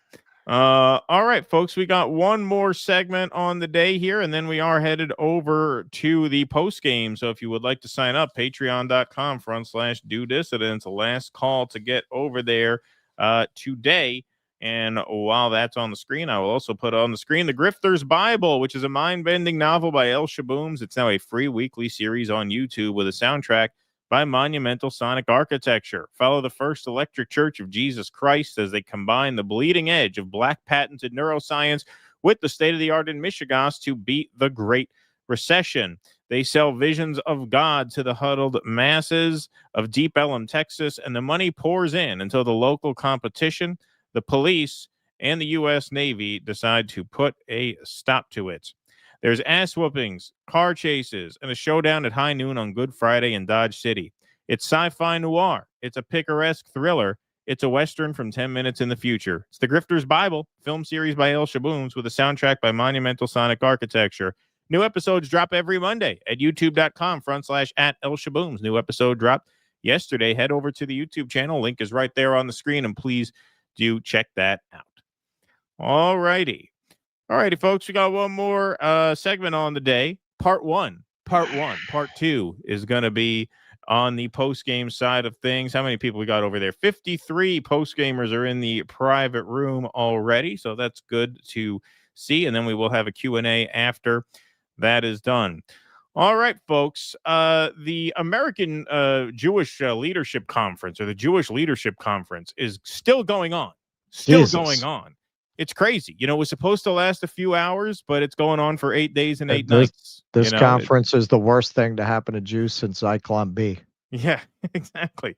It's lasting a lot longer. You know, it's from a few hours. I think it's going 8 days, 8 days and 8 nights, longer than expected. It's another miracle. But hey, here come the heavy hitters. The panel from hell: Bari, Weiss, Ben Shapiro, and Dan Senor. I don't know if that's his name. That's probably, I know that's his name. I don't know if that's the correct pronunciation, but I think it's a funny pronunciation of a Jewish name is Dan Senor. So I'm going to keep calling him that. But we'll hear from him on the patron side. Right now, here is Bari Weiss, says she wants to use her new perch at CBS News to redraw the lines of what falls in the 40-yard lines of acceptable debate in American political and cultural life. She says her aim is to sideline voices like Hassan Piker, Tucker Carlson, and Nick Fuentes, and elevate charismatic figures such as who? Let's take a look. All of us see the moment that we're in, and all of us see that the choices that it feels like we have sometimes, which is Hassan Piker and Tucker Carlson, or Nick Fuentes and, Andrew Tate, the kind of people that are rising in the podcast charts, those don't actually represent our values. And I don't think that they represent the values and the worldview of the vast majority of Americans. So then why are they at the top of the podcast charts then? You see, this is the kind of pseudo-intellectualism that I talked about last week when we did the Dave Portnoy segment. Like she goes on to talk about how she doesn't want to gatekeep, but then she goes on to describe how she is in fact planning to gatekeep. And so this is an opportunity to speak for the 75%, for the people that are on the center left and the center right that still believe in equality of opportunity, that still believe passionately in the American project, that still believe in all of the things that everyone in this room believes in, which is liberty and freedom and individual responsibility and in the most basic level, the right to know what is actually going on in the world. Not the world as propagandists and ideologues imagine it to be, but what's actually going on in the world and in your community, so you can make decisions about where to send your kids to school, about where to live, and about how to vote. That used to just be normal. And the goal of what we're trying to do at CBS is to get back to that normalcy. And I feel incredibly energized and enthusiastic because I think that is where the vast majority of Americans actually are. How many starvation denial pieces did the Free Press print about Gaza with the excuse that, well, these kids had pre-existing health conditions anyway, so I guess they're not actually starving to death because they were sick in the first place? Yeah, that's the kind of down-the-middle coverage we can expect now at CBS. A restoration of the Walter Cronkite era, for sure. Well, wow, look at that panel. So that articulation of that set of goals to speak into the lives of the 75%. How are you going to do that? First of all, what's 75%? What are you basing it on? 75%. So 75% of who? Who? You just said these voices that you consider too marginal for your space are, dominating the podcast charts, the independent media charts. Cable news ratings are not high. So, like, what are you talking about? But on what basis do you say you represent this silent majority of 75% of the people? Well, the problem is just that people have not heard the centrist argument. Right. They just haven't heard from these people. Yeah. I can't remember who did the profile. Somebody did a very good profile recently about Bari Weiss and the takeover of CBS, saying, her niche is to be the anti-woke person that gives liberal wine moms permission to bitch about gender. Right? Yeah, Because of course. she's acceptable. She has that pseudo intellectual veneer. But if you listen to what she's describing, okay, so you're really describing MSNBC unwoked, really. Right. You're describing it kind of like center-right MSNBC, where those liberal wine moms who don't like tampons in the boys' bathroom, that's where they can go. Right. You really think that's 75% of the American public 75%. wants to watch that? Yeah. That's the silent majority. What's your strategy for success? So I think one of the problems is a lot of people have tried to do centrist. Our strategy for success is that the richest man in the world is paying us. So success really doesn't matter. We don't. I think he dropped back to second now. Oh, he's back to second now. Okay, I don't follow the trends that closely. Okay, yeah. So the second richest man in the world is bankrolling us. So success is whatever he likes. What's your strategy for success? So I think one of the problems is a lot of people have tried to do centrist news. I know this because I am like the target audience for those things. And the reason that they have all failed is it's like trying to force feed spinach down someone's throat, right? It's felt very like tofu, oatmeal. It's like centrist news is choosing the midpoint between every single topic. It's felt like an absence of charisma and identity. And I, as nostalgic as people might be. I have a different theory. The way that centrism is defined by wealthy elites is not actually centrist according to the vast majority of the population. I think that's actually the problem. You people define coincidentally the views of wealthy people who are deeply invested in the conventional wisdom as centrist when it's only centrist on the Upper East Side. That's what you're defining as centrism, what the center of opinion is on East 79th Street. Oh, sure. Yeah. And what she's talking about here is like stylistically it's boring, it's bland. So right. So here's her plan to spice it up. Which is brilliant. Which is brilliant. Yeah. For an era in which 30 million Americans every night watch Walter Cronkite and saw him as the voice of truth. And I understand why they're nostalgic for that. We're not going back to that. So how do you build trust in a moment of unbelievably low trust in all of our public institutions, especially the mainstream press? I don't think it's by pretending like we can go back to having a view from nowhere. I think it's about who's in the room, right? I think it's about redrawing the lines of what falls in the 40-yard lines of acceptable debate and acceptable American politics and culture. And I don't mean that in like a censorious gatekeeping way. I mean having people. What other way could you That's possibly exactly mean what that? you mean. Well, what other way is there to mean that? That's exactly what that means. We're going to redraw. We're going to determine who gets in between the 40-yard lines, which are fairly close together on a football field. You couldn't even go 30-yard lines. No, 40-yard lines. Yeah. That is the definition of gatekeeping, is determining who gets to speak inside this Overton window. Like that's literally what gatekeeping is. Right. This is what I mean. How this is the pseudo-intellectualism of Bari Weiss. This was what you saw in the Portnoy interview. Well, now, on the other hand, you've said the things that a lot of people are offended by in the past, haven't you? Right? We're not going to make a big thing out of that, but we're going to mention that because we're going to be very on the one hand and not on the show other. it. Right, and not show it. So this is what I mean. This is what she does. This is her whole grift. That are clearly identifiably on the center left and on the center right in conversation with each other. And we've been doing so much of this at the Free Press. I was in, where was I? Chicago last week, I think. I've lost all track of time, where Dana Lash, former spokeswoman from the NRA, was debating Alan Dershowitz on guns. Now, these are people that have wildly different opinions on the Second Amendment, and yet showing that they can have good faith, very passionate, very charismatic disagreement and still like each other at the end of the day? Charismatic. Dana Loesch versus Alan Dershowitz. Alan Dershowitz is the dictionary definition of anti-charisma.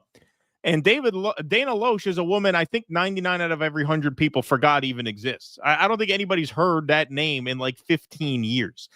Like no one's heard from Dana Loesch since like the Obama era, when the Tea Party days. Like that's the charismatic presence that you're looking for.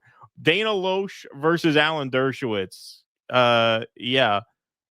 Bottomy Adeoys is the kids demand Alan Dershowitz. Yeah, that's the ticket.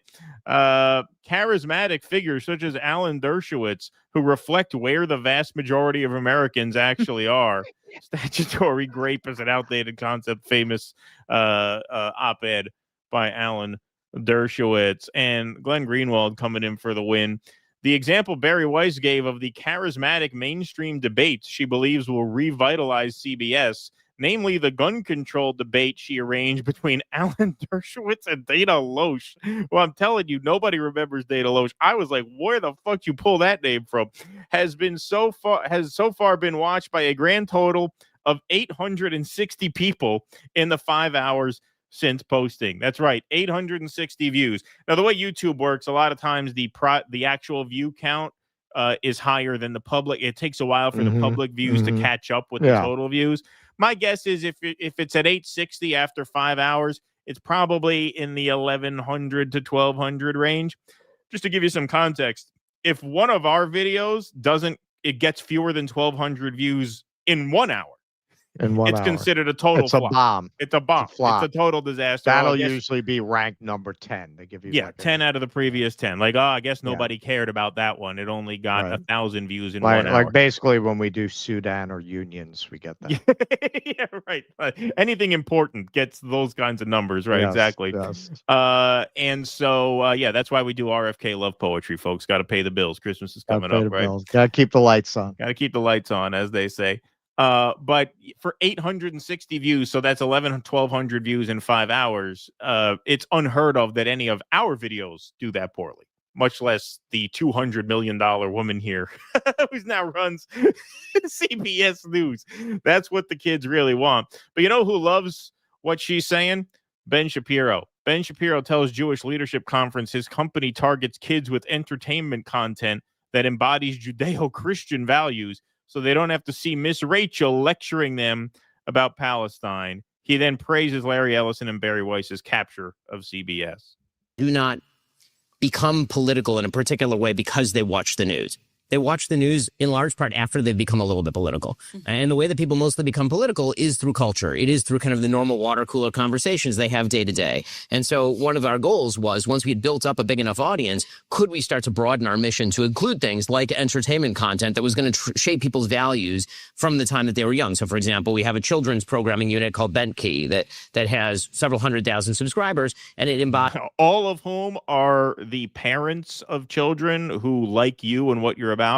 And so they subscribe. I guarantee you your programming is not watched by hundreds of thousands of children.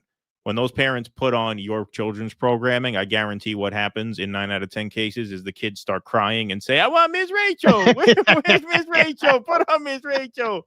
This is boring. That's what happens when they watch your children's content. Scary man with eyebrows. Scary man with funny hat. Sometimes we see it, sometimes we don't. Why doesn't he wear a red hat or a pink hat? These sort of classical Judeo-Christian values for kids, where you're not worried that you're going to leave your 5-year-old in front of a TV and suddenly Miss Rachel's going to be lecturing them about Palestine. That's not going to be a concern if you watch our sort of content. So, it's not a concern for anyone. It's not a concern for anyone. This is a total lie that gets repeated about Miss Rachel so often. Because I have kids who watch Miss Rachel. Her children's content is totally apolitical. She does not lecture children about Palestine. She uses her platform as a popular creator to promote Gaza on social media, which is a great thing. But she has a children's YouTube channel. YouTube governs children's content very strictly. You can't sneak pro-Palestine messaging into those videos. No. we decided to expand in that way. Hopefully that'll be justified by the audience, and the audience will love what we're doing. If not, then we'll have to stick and move in other ways too. That's, as Bari says, one of the nice things about independent media is that you can really move quickly. You can adjust on the fly. And I just want to take a second and say how courageous it is for Bari to move back into a legacy media space, which does have disproportionate power and weight in the conversation, disproportionate resources in being able to actually ferret out the news. The dirty sort of unspoken secret about independent media and legacy media is that independent media has always been at least a little bit parasitic on legacy media. They have to rely on the reporting of legacy media because they have so many resources. So for Bari to go back into legacy media and give up the freedom and fun that independent media represent in order to actually go and capture an institution and take it back for something like sanity is an amazing thing. Take it back for something like sanity, he says. That's what she's capturing it for sanity. For sanity, not for Zionism, for sanity. It's good that people named Weiss and Shapiro are welcome in the halls of mainstream media again. Finally, Finally, they broke that Kugel ceiling. Exactly. Yeah, no, I keep saying I don't understand. It's like he had a lobotomy with Matt Taibbi. Now I do. Ben Shapiro is writing his articles. Oh yeah, there you go. I think Ben Shapiro is writing for Racket under Taibbi's byline. Ghostwriter situation. Yeah, it's almost like the idea of covering Bari Weiss's takeover of CBS as a story about the plucky independent media merit conquering the clueless corporate media that needs them to revitalize their viewing numbers is just completely batshit insane. That's a completely insane take. Like, you could not misinform people more than you could by writing an article like that. As Glenn pointed out, nobody watches their shit. Right. They were bought to be propagandists at CBS. They're not. Bari Weiss is going to bring in tons of viewers. She couldn't bring in tons of viewers for the Free Press. Free Press was backed by Mark Andreessen and other propagandists who have a vested interest in having somebody like that who can plausibly sell their agenda under a veneer of upper class, educated, quirky, kind of urban white woman veneer. It's a way of selling those politics to wine moms, to libs. That's what Bari Weiss is for. That's what she's being paid for. Does anyone believe that CBS is going to have some kind of revitalization in its viewership under the Free Press model? Free Press didn't have that. Right. Exactly. Just absolutely bonkers. I mean, if anything, I would imagine it's going to make it worse.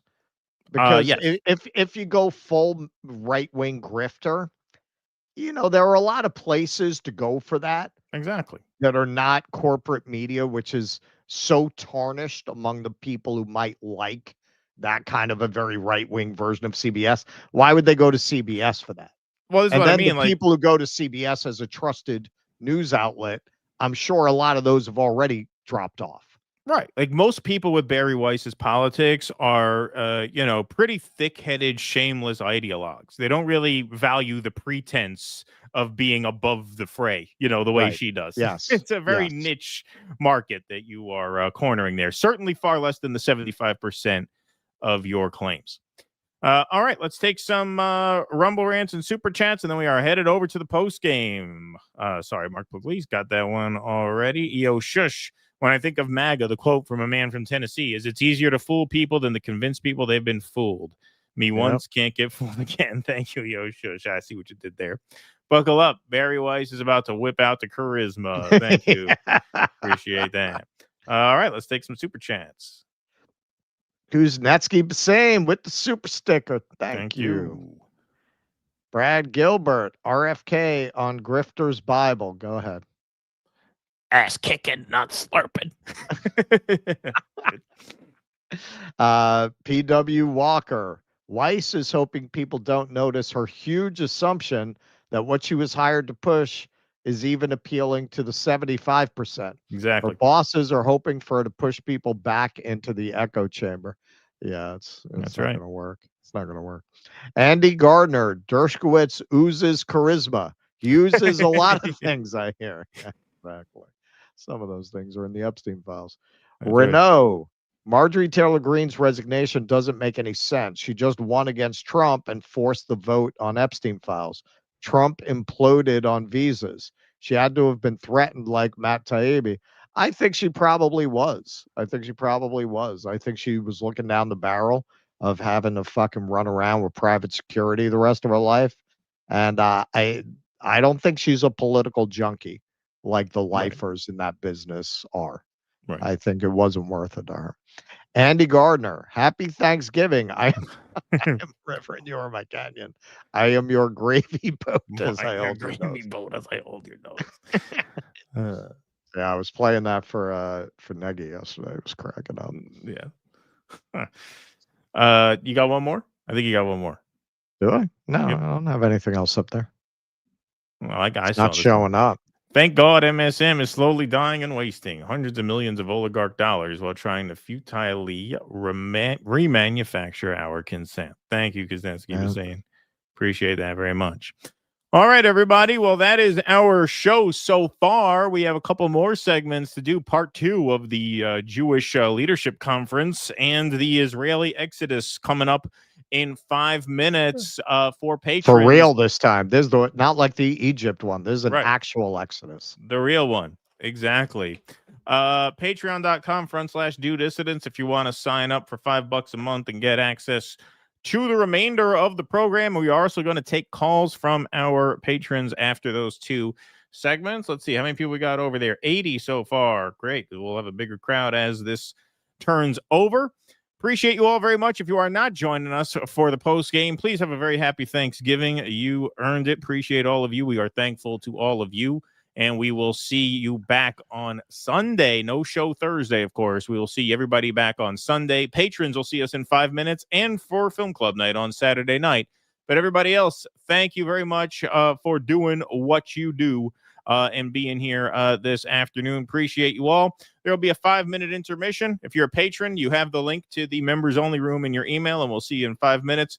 Everybody else, we'll see you Sunday. Until whenever we see you again, thanks very much for hanging out this afternoon. Big thanks to Michael Rectenwald for joining us. Be safe and be well. Courage! Please clap.